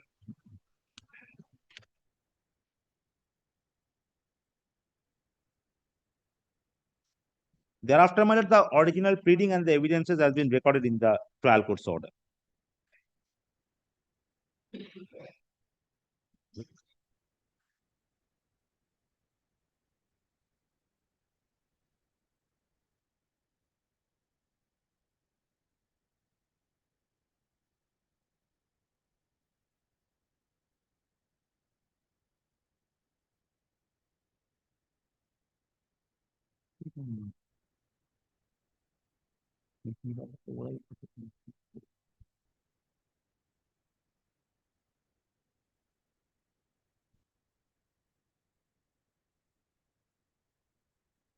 Anyway, thereafter, the defendant has failed to prove. Now, it has been recorded. May I just go some? Yes. Now the case, the real case of the defendant has made out in their pleading and in their evidence. Now it has been recorded. Now the original defendant as well as the substituted defendant has made a specific case in the written statement that the suit plot was actually gifted orally by the plaintiff to the original defendant and her husband by way of oral hiba, and thereafter, this is the most important line, this word. I shall show to your lordship from the evidence also. They have said, and thereafter, at the expense of the original defendant, the two-story structure upon the said plot was constructed. So the construction was made according to them, hiba, and thereafter. But thereafter, what is very important, because your lordship, I shall show to from the evidence panel, that is their case. Now let us see if the defendant has succeeded to prove the fact of oral hiba and the fact of raising two-story building over the suit plot at her own expense. 7 except the defendant, no one else has adduced either oral evidence before this court to prove the fact of oral hiba. It is natural that the oral hiba is to be proved by way of either direct or circumstantial evidence. Hiba or gift implies total extinguishment of the right, title, and interest of the donor in favor of the donee. The mere act of handing over possession of the same without any intention to extinguish one's right over it does not amount to gift or hiba. Here, the alleged donor, that is the plaintiff himself, has denied the fact of the execution of oral hiba. As per 103 of the Indian Evidence Act, the claim of the execution of oral hiba has been made by the defendant, and thus, as per law, the onus lies upon him to prove by way of positive evidence to show its existence. Here, the defendant, my lord, this is the most important part, my lord. Here, the defendant has miserably failed to prove the execution of alleged oral hiba in favor of the defendant, either by a oral evidence of witness or by documentary evidence. So, oral hiba has been, they have failed to prove the fact of oral hiba. They asserted their title by way of oral hiba, they failed to prove. Secondly, the defendant has alleged that the structure over the suit plot has been raised at her expense, and thus, as per the opinion of the learned advocate of the defendant's alleged license become irrevocable under Section 60B of the Easement Act. Now, let us see what evidence has been adduced by the defendant to prove their point. The defendant has come forward with some, my lord, this is the case, my lord, which came from the argument, and I shall show to your lordship that this case was nowhere in the pleadings and the evidence, my lord. Oh, this evidence was adduced. Evidence was adduced by the parties. They said that no, not a licensee, not a licensee, not a licensee. Construction was made. Construction was for that to support to corroborate the case of construction. They have filed these documents. They filed some documents to corroborate the construction. Corroborate the construction. Trial court disbelieved, appeal court believed. So, my lord, for time being, my lord, for argument sake, standing here, my lord, I am believing the construction has been made from their pocket. The best case available to them. The best case available to them. Licensee from my side, construction from their side. If those cases are clubbed together, that is the best available case to my learned friends line. Yes. Now let us see, page 15. Now let us see what evidence has been adduced by the defendant to prove their point. The defendant has come forward with some cash memos allegedly issued by some builder shop, which has been marked as Exhibit A and B series. Now, if we peruse those memos, we will find that these were issued by some person of builder shop who were not called upon by the defendant to prove the handwriting of the same. On the other hand, the defendant DW1 himself has not identified the handwriting of these persons who issued those bills. Thus, conclusively, the handwriting of the said cash memos has not been proved as per the Rule of Evidence Act.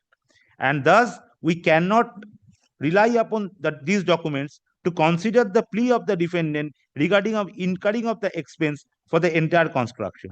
Now, the substituted defendant during his evidence has admitted that all the necessary documents showing the original defendant incurred expense in raising the construction are currently lying with his father, with whom he shares a strained relationship now. On this point, it is to be reckoned that the assertion that the entire expense was borne by the original defendant has been made by the substituted defendant, and thus, as per Evidence Act, the onus of proof is upon his to prove his own case. He could have filed an application under Order 16, Rule 14, read with Section 151 of the Code of Civil Procedure, praying an order for summoning his father to produce this evidence. But no such endeavor has been made, has been taken by the defendant till the completion of the trial. It was the defendant's father case that the alleged structure on the suit property was constructed from the funds of his mother and his maternal uncle, namely Mohyuddin Mullah. Now, though the said Mohyuddin was summoned by the defendant, but there is no substantial evidence on record from his end. Moreover, the said witness did not made himself available for either examination in chief or for cross-examination later on. Thus, the fact alleged by the defendant remain not proved either by oral evidence or by any individual or by any piece of cogent evidence. So, my trial court disbelieved the story that the construction was made from the fund of the defendant. Now, even if for the sake of argument, we presume that indeed the suit plot was gifted by the plaintiff to the original defendant and his husband, in that position, the defendant, as per the argument advanced by learned counsel of the defendant, cannot validly claim the salutary protection laid down under Section 60B of the Easement Act the moment he asserts himself at the donee of the property.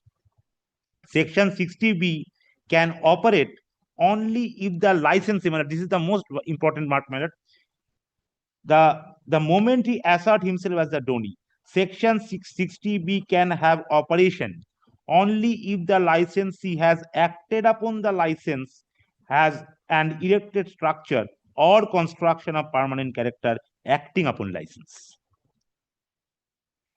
This is the law, my lord.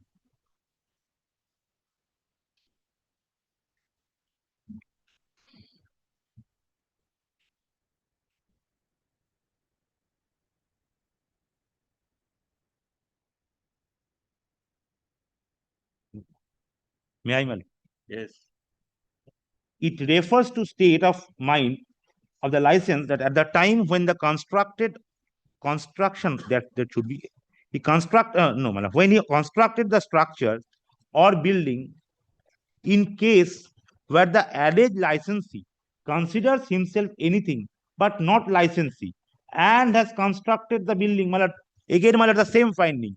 In a case where the alleged licensee considers himself anything but not a licensee and has constructed the building on that belief, it was held that he is not entitled to get benefit under Section 60B of the Easement Act. So, my lord, if he constructs on the belief that he is a licensee, then Section 60B operates. If he make the construction on the belief that he is otherwise but not a licensee, Section 60B cannot operate.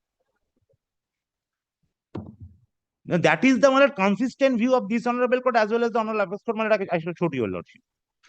Here, from the perusal of the written statement as well as from the affidavit in chief of the defendant, appears that as per their case, the suit plot was inherited by the plaintiff initially. Thereafter, the same has been gifted to the owner. You can take a note of this, the chronological fact. The suit plot was inherited by the plaintiff initially. Thereafter, the same has been gifted to the original defendant and the husband by the plaintiff by way of oral hiva.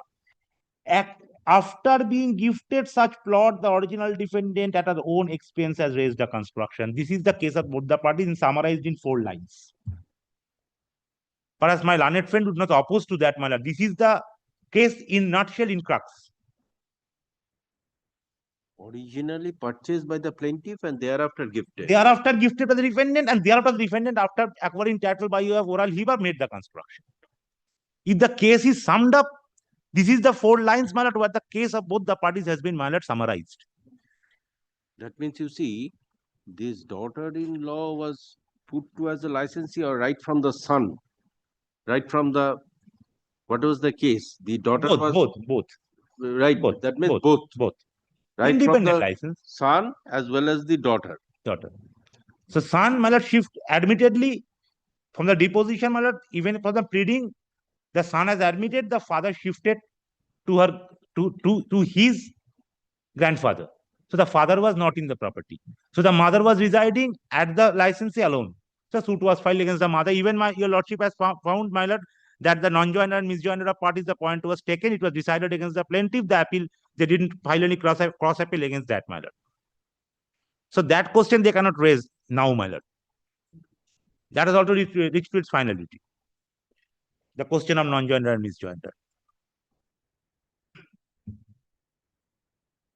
Now, from the own evidence of the defendant, my lord, again, now from the own evidence from the defendant, it appears that the original defendant did not create permanent structure acting upon the license, but she raised the building on the belief that she is one of the donees. Thus, once having asserted the status of a donee, the defendant cannot conveniently claim the benefit of Section 60B of the Easement Act.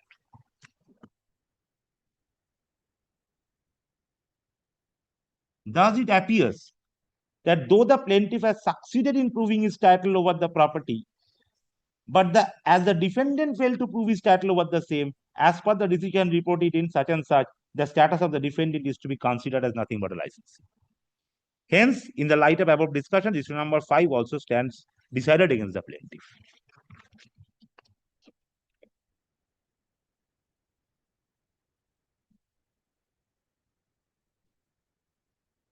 Now, issue number 5 and 6, that is, my lord, the code issue, whether is a evictable license. Yes, what is? Whether the notice was served or not. Notice, my lord, in a license, suit for a license, though has been proved, my lord, I think, my lord, that should not be given more weight, because the eviction of a license suit, my lord, the plaint itself is a, my lord, attempt of eviction, my lord. So, though, my lord, 5 and 6, yes, the question has been framed, but lordship, question has been framed, issue has been framed, issue has been framed, revoked or not. Issue number 5 deals with the question if the licensee of the defendant has been revoked by the plaintiff, and the issue number 6 is concerned with the question whether the notice of eviction under notice of eviction at 14/3/19 is valid, legal, or sufficient. Now, though the plaintiff has averred in his plaint that he has served upon the defendant a valid legal notice of eviction through his advocate, and he has produced before this court the said copy of the eviction notice in 14/3/2019, along with postal receipt and track report. On this point, first, let us consider whether a license is entitled to notice to quit or not. In Pachagopal was such and such, the similar question came before the Honorable Apex Court. In the said decision, it was observed that a licensee has no real interest in the property. He uses the property by the permission of the owner with whom the legal possession continues. It gives the licensee a personal privilege with no interest in the land.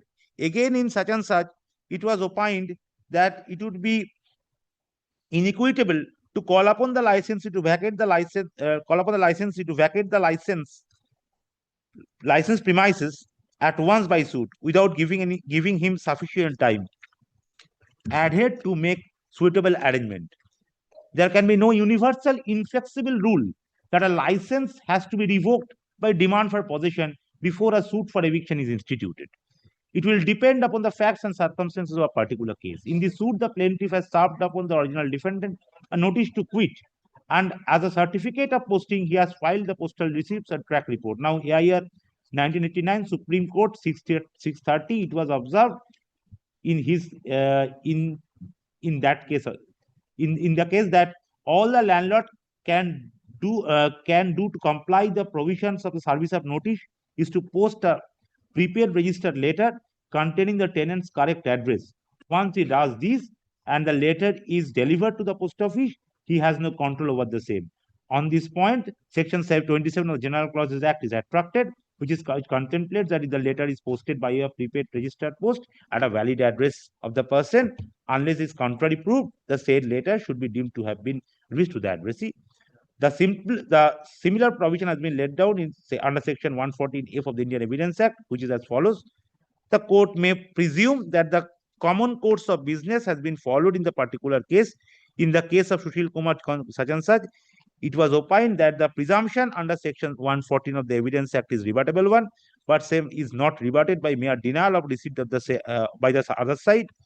Here, the defendant, though, has denied the fact of the said service, but has not adduced any evidence, either oral or documentary, to show that alleged service of the eviction notice upon it was not possible. His denial was merely an evasive one. Thus, on the basis of Exhibit 3 series, the court can come to the conclusion that though not mandatory, in spite of that, an eviction notice has been properly served upon the defendant before the institution of the instant eviction suit, and by that notice, the license of the defendant was duly revoked. Accordingly, Section 6 decided in favor of the plaintiff. Now, 7 and 8. For the sake of convenience, these two issues are clubbed together. After having discussed the issue number 1 to 6, it is perceptible that all those issues have been decided in favor of the plaintiff, and he has succeeded in proving his case as per the rules of preponderance of probability and by way of adducing cogent evidence.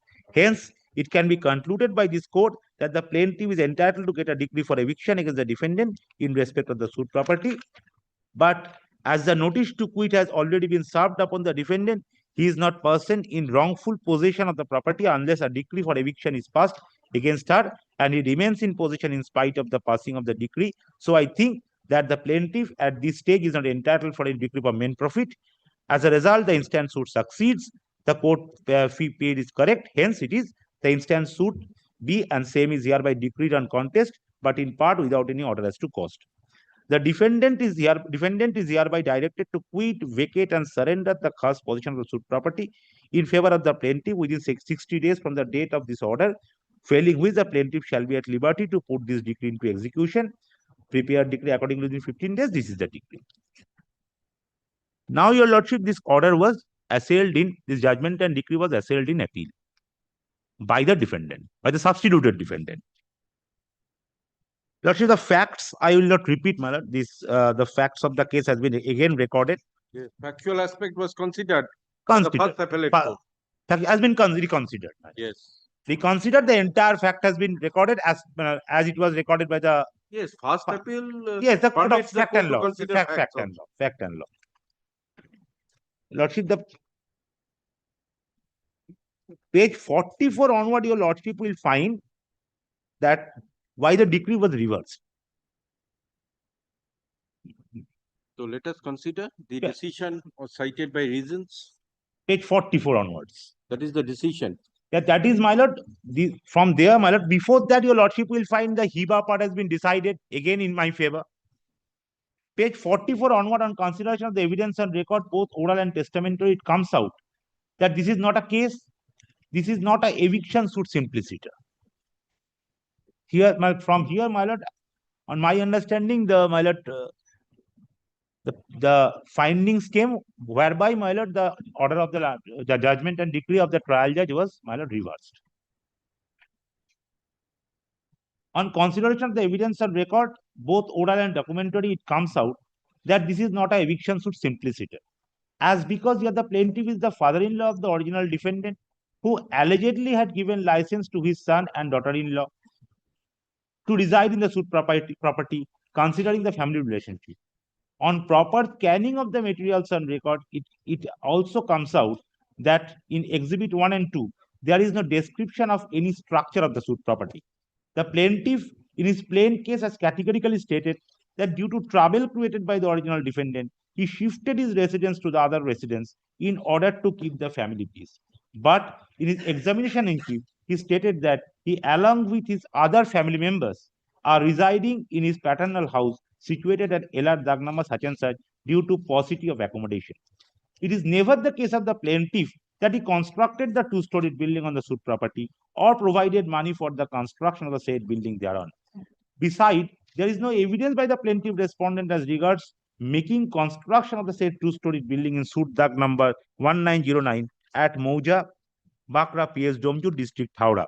Rather, it is a specific case of the defendant. No, actually, the plaintiff's case is not, his license was given to occupy that land. Is it a case of building, land with building? But even if I accept that is a land, the best case available to them. No, best case land means there is question of construction. If it is a building. For the purpose of residing. But what is the purpose of giving license? Vacant land, nobody can reside. My lord, I will. Somebody wants to reside. He has to construct it. My lord, that is. No. Question is, you, as per the schedule is, you gave a land. My lord, may I just clarify that? Yes. The property was given to them for the purpose of residence. And my lord, I'm coming. How? What is I'm coming, ma'am. Even the plain case is, my lord, is for the purpose of to reside that premises. They gave the license, and my lord, they resided in that property. Now the eviction of a licensee. Now your lordship, kindly see the evidence came from the son. I shall show to your lordship that the evidence came from the son. The son said, yes, the property was initially, they are inducted as a licensee for the father and the mother of the substitute defendant, the parent of the substitute defendant was initially, my lord, inducted a licensee to reside in that property. Thereafter, my lord. Well, how have you described that property? You see, in the plaint, how have you described? One thing is this, a particular land. Let us then, my lord, kindly come to the plain case, my lord. Let us. You see, the moment you say you gave some land, nobody can reside on that land. He has to construct. My lord, even if I say that, my lord. No, even if you say, man, what happened? I'm for the argument, I accept that, my lord, that for the land he was permitted to stay. My lord, what they said, what is their case? That after acquiring title by you of HIBA, they made the construction. It was not their case that after, my lord, they inducted a licensee, they made the construction for the purpose of utilizing the land. Cross-examination, you have not been able to show that construction was not made by them. Even they were not. Even they were no, not. It is their case, they made a construction. Construction. Cross-examination, what has come out? Anyway, that factual aspect has been my respectful submission, my lord. The construction, who made the construction, my lord, whether there is a vacant land, whether there was a, my lord, construction, whether he made the construction, my lord, all these facts are, my lord, my respectful submission, my lord, is irrelevant because of the moment they will say, my lord, I was a true owner of the property and made the construction. Their defense, my lord, and the moment they fail to prove the HIBA, the mode of acquiring true title, my lord, it based that their defense is based on falsehood. But this is a Supreme Court judgment, my lord. I will show to your lordship that the moment their defense is based on falsehood, they are not protected, my lord. Yes, let us see cross-examination. Lordship, that is the. Now, your lordship, 845. During cross-examination, DW1 has stated that his mother lodged one complaint against his father before Bakra PS because his father used to extract money from her forcefully, and that she also filed one case of maintenance against his father. He has also stated that his father filed one divorce case against his mother and one criminal case against him, his mother, and his wife. He is also specifically stated by it was also specifically stated by DW1 in his chief that his father Shah Alam at present is residing with his father, namely the plaintiff, at his paternal house situated at LR plot number 1910. The plaintiff didn't cross-examine him on this point. On the other hand, the PW1, the plaintiff, in his cross-examination, has admitted that he is the accused in a case under Section 498A of the IPC filed by the daughter-in-law, and that his youngest son Jahar Ali is a co-accused. Which paragraph you are reading? Para 15? Page 46, second paragraph. 46? Yes. Yes. Second paragraph. And that his youngest son Jahar Ali is a co-accused of the case under Section 498 of the IPC. That was started on the basis of a FIR dated 16/11/2018, and that his youngest son had accompanied him to the court on the day of his evidence. He has admitted that his second son, Shah Ajam, husband of the original defendant, had instituted a divorce petition against her before the court. On scanning of evidence, it also became clear that the original defendant appellant filed complaint before the police and other competent authority under Section 498 of the IPC against the husband, plaintiff being the father-in-law and also her brother-in-law, that is the youngest son of the plaintiff. On the other hand, the husband of the original defendant, the son of the plaintiff, also that should be filed a suit against her for dissolution of marriage. Therefore, it also comes out during the evidence of both parties that gradually the relationship between the second son and his wife deteriorated, and the father of the present defendant left his family and started to reside with the plaintiff in the ancestral property at Dag number 1910. So it is evident on the face of the record that due to strained relationship between the mother and the father and the relatives of the present defendant, dispute regarding civil and criminal nature cropped up between the parties and the case were pending. It also comes out that the plaintiff father-in-law filed this suit against the original defendant daughter-in-law in the year 2019 after lodging of FIR by the daughter-in-law against them in 2018.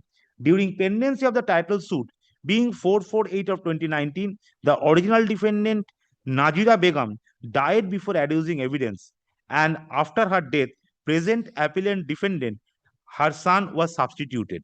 It comes out from the cross-examination of DW1, that is the present defendant grandson of the plaintiff, where he has emphatically stated that his father is residing with the plaintiff at present and is supporting the plaintiff in this case, and he would not depose in support of the case of the defendant, and that all the documents relating to construction and property over and the property over the suit plot are lying with him. This is the case of the defendant, that his grandfather made declaration in public. It is the case of the defendant that his grandfather made declaration in public and gifted the suit property to his parents by way of oral hiba in the year 2012. From his cross-examination, it comes out that he has admitted that the plaintiff Sheikh Hashem Ali, his grandfather, was the original owner of the suit property in ILR Dag number 199, Khatiyar number 7208. It also comes out in the cross-examination of DW1 stated in the month of December 2012, his grandfather publicly gave permission to his parents to reside the suit property after construction of house by virtue of oral hiba. By virtue of oral hiba, and accordingly the building was constructed. Your lordship was what was fallen from your lordship? Owner of the suit property in LR Dag number. Yes. It comes out that in the cross-examination, DW1 stated in the month of December 2012, his grandfather publicly gave permission to his parents to reside in the suit property after construction of the house by virtue of oral hiba. So what fallen from your lordship, my lord, I bow down, my lord, even if whatever is the case, my lord, the construction backed by hiba. This is an unequivocal, unambiguous case, my lord.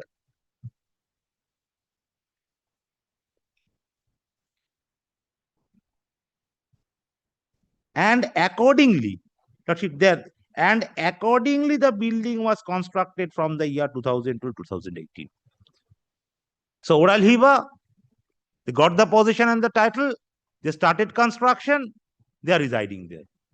In whatever angle this matter is approached, my lord, the same my lord, set of fact will come out. That, my lord, so far their case is concerned, that Oral Hiba, then construction, then started to reside.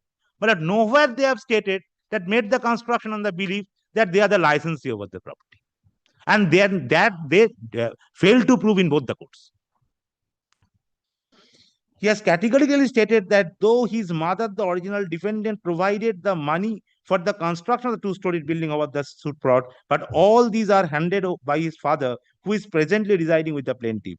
During cross-examination, DW1 admitted that he has no document to show the oral hiba was made by the plaintiff in favor of the parents. He has specifically stated his father would not depose in his case, in his suit, in support of the oral hiba.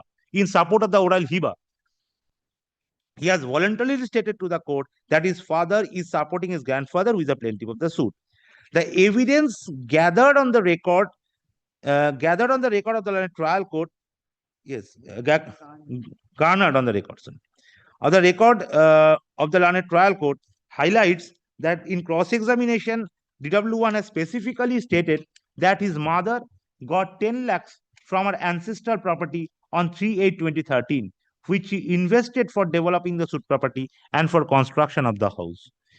During evidence, the appellant's substituted defendant has also filed some cash memos regarding purchase of the building materials for construction of two-storied building on the suit property.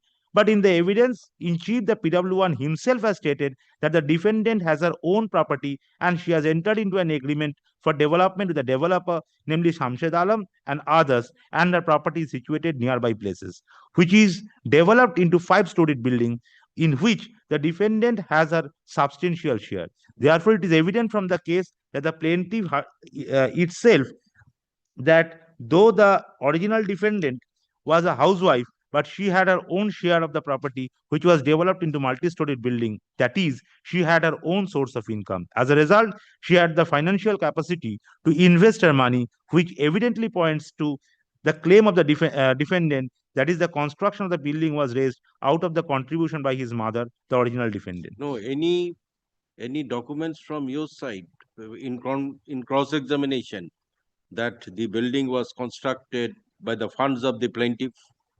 From your side, anything in cross-examination? No. Or your evidence? No. Who constructed the building? No, my suit was for eviction of a licensee. Well, when they took the defense that they have constructed so and so, was any documents from your side filed that it was from your fund? No. Or in cross-examination of the defendant? The cross-examination of the defendant, my lord, it was categorical case of mine, my lord, that the construction was not made from their fund. Trial court held, my lord, they failed to prove it. The cross-examination, my lord, the person. So suppose, my lord, the construction is made by you, okay, either by you or by the defendant. So any document, any confrontation of the witness by showing the documents that the uncle of the defendant, the maternal uncle of the defendant, yes, my lord, who, according to the defendant's case, who made the lion investment over the lion share of investment over the property, over the construction, he, my lord, gave some documents, and your lordship, I have shown to your lordship, I will again show to your lordship, he didn't come to depose. So that was exhibited, those documents? No, it could not be, because that person didn't come. That the person who filed the document by a fidelity, he didn't come. That has been recorded by the trial judge. Let us see on what basis the findings has come. Yes, my lord. Finding is arrived regarding. It is only on the basis of presumption. I shall show to you, lordship, that then, my lord, there it comes out that the construction of the building, this is the, my lord, findings. Therefore, it comes out that the construction of the building was started in 2012 and completed in 2018. But it comes out from the LCR that the instant suit was filed by the plaintiff in the year 2019. That is 1 year after completion of the construction of the two-storied building. It is never the case of the plaintiff that he made the construction, what your lordship was, my lord, of the two-storied building. over the suit property, or he has provided the expenditure for construction of the same. Therefore, it is obvious that the construction was done with the knowledge of the plaintiff. Well, the knowledge of the plaintiff, we'll have to kindly take a mark of this word, knowledge of the plaintiff. Since 2012, and the plaintiff, having knowledge of the same, never raised any objection before the competent authority claiming that the defendant was illegally making construction of the suit property, of which he is the owner, she is the only permissive occupier of the licensee. So, my lord, it was presumed that the construction was made in front of my eyes. I didn't object. That means the construction was made on my consent. It has been presumed, and 60 was granted. I shall show to your lordship that will not create any right. This is the exact judgment of the division bench of this honorable court. The consent, knowledge, no knowledge is not a factor. I shall show to your lordship. Therefore, all logical deduction clearly pointed out the fact that the title suit for eviction of the original defendant, daughter-in-law of the plaintiff, was filed after completion of the construction work due to the strained relationship between the plaintiff, his son, and the daughter-in-law of the plaintiff, and also due to the pending civil and criminal cases. It is further argued by the learned advocate for the respondent that though the appellant claim ownership of the suit property by oral hiba and alternatively licensee, thereby making permanent construction thereon, but he had failed to prove either hiba or making permanent construction thereon. In support of the contention, learned advocate of the respondent, such and such judgment. Now, your lordship kindly come to skip over to paragraph 20. My lord, yes, my page 51. The last but one paragraph before point number 20, the last one paragraph, it's important. In the present case, the defendant claimed that the plaintiff has gifted the suit property publicly by oral hiba. He has no document to show that the oral hiba was actually declared by the plaintiff. So, appeal court, my lord, also disbelieved, my lord, concurrent findings of the court that the oral hiba has been disbelieved by both the court. And my lord, on the basis of the substantial question of law, I will show to your lordship that the moment both the court, my lord, accepted the defense taken by the defendant that the oral hiba was, they acquitted by oral hiba, my lord, their case, they have no case to take any, my lord, defense under section 60B on the basis of a easement act which is not applicable to the state of West Bengal, and only the principally applicable, and the principle, my lord, completely the principle, my lord, depends on the equity and good conscience. And the moment they made out a case, and it found that the defense case is based on falsehood, they are not entitled in the court of equity. That is exactly the judgment of the Honorable Supreme Court. But even who has made the construction, whether I made the construction, whether she made the construction, irrespective of that fact, my lord, the moment I filed a suit for licensee, they have come out to the defense that I am not a licensee, I acquire title over the property by oral hiba. Both the court, my lord, came to a conclusion the hiba has not been proved. That means their defense is based on falsehood on the basis of equity on which the easement act, my lord, principally applies to the state. My lord, they are not entitled for any remedy. Exactly the Pachagopal Boru has held that, my lord, in the Honorable Supreme Court. Now, your lordship, on the other hand, it is further argued by the learned advocate for the plaintiff respondent that the affiliate dependent is nothing but a licensee without any license fee, whose license is revoked by the plaintiff respondent by serving notice of the learned advocate. Thus, the respondent plaintiff was compelled to file the original title suit for eviction of a license.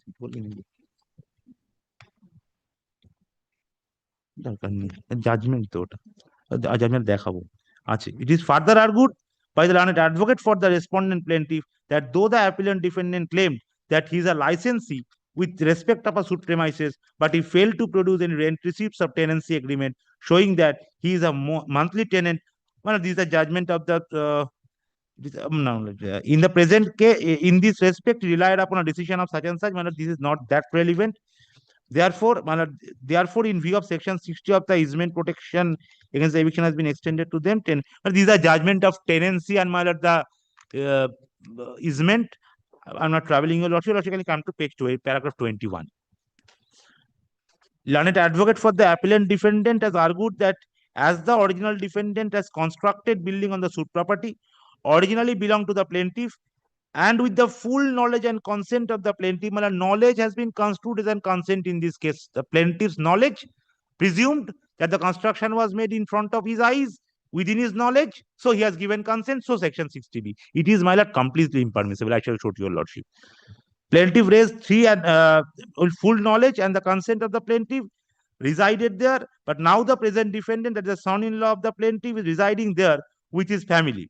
It is the further submission of learned advocate for the appellant that the notice dated 14/3/2019 given by the plaintiff for revoking the license of the original defendant, thereby calling for quitting and vacating the suit property is not legal, as the plaintiff respondent has no locus standi to give such notice to the original defendant, as the alleged license is not revocable one.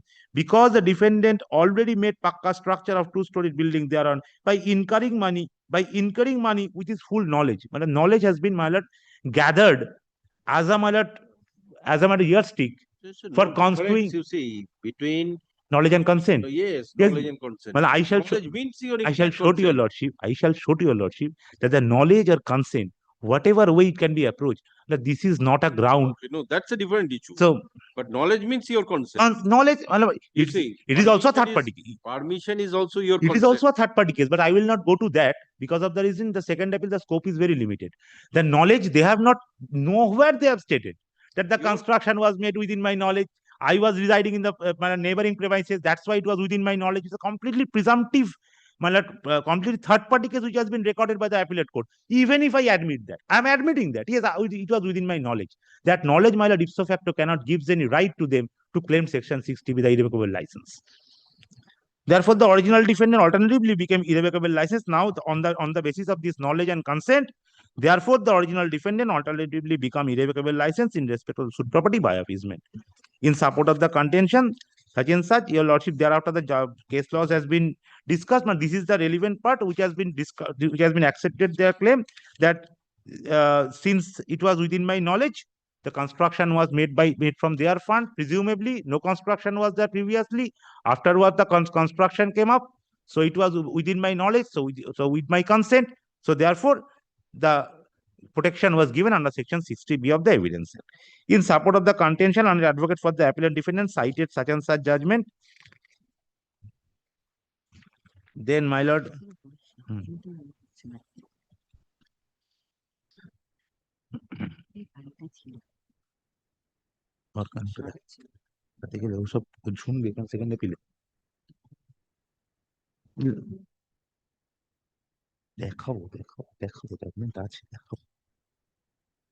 Yes, when you will give your written notes, you will give your compilation also. My lord, I shall may I come back tomorrow, my lord? Will be possible because it is easier for us, my lord, to. You have to come cite some decisions. Yes, my lord. Obviously, my lord. I shall. Thereafter, you see, the other side will. Yes, my lord. And thereafter, the written notes of argument. Yes, I will, my lord. If it is, my lord, taken up in near future, my lord, it will be easier for everybody, my lord, to recapitulate, my lord. আবার 3টের সময় কবে দেওয়া যায় দেখুন।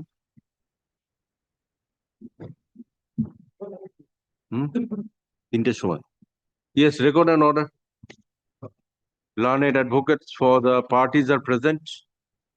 Learned advocate for the appellant submits but could not conclude his submissions. Let this matter appear on 17/2/2026 at 3 p.m. So conclude on that day. Your part. I will only, my lord, show the, my lord, pleadings advanced by the plaintiff. Oh, come with the decisions. Also, the applicability of decision, my lord, this depends on the facts of the. I will show. You see, this is purely a question of law. My lord, I will only show, my lord, on these facts of the cases which has been averred by the defendant, they are not entitled to Section 60B. For that reason, my lord, I have to show the pleadings of the defendant. What is their case? I'm grateful. And you can come with your written notes also simultaneously. On that day, my lord, after the conclusion of the. That also you can. In that event, I can also address the points taken by them, my lord. I will conclude my submission on that day. Let Mr. Mukherjee conclude, and thereafter I shall file. 46, my lord, stay application. Item? Item 46, my lord. The 2025, my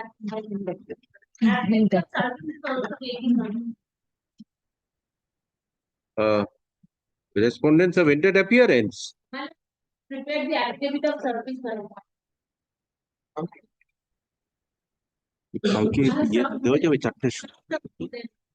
Kindly, my lord. Because you see, actually, you see, it is being taken out of turn, and I have to record that none appears for the respondent. Okay, that would not be proper. Yes, but It is not called serially, and I have to record that none appears for the respondent in spite of service of notice. So that would not be proper.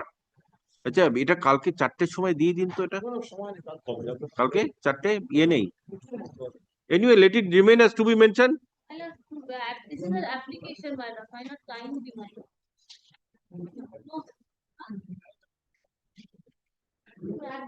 Anyway, if this matter does not reach, I shall fix it on the following day. Is the execution proceedings going on in the trial court? I have served as the affidavit of service. Anyway, you will be coming this week to court probably. Anyway, if it does not reach, mention tomorrow. I'm grateful, man.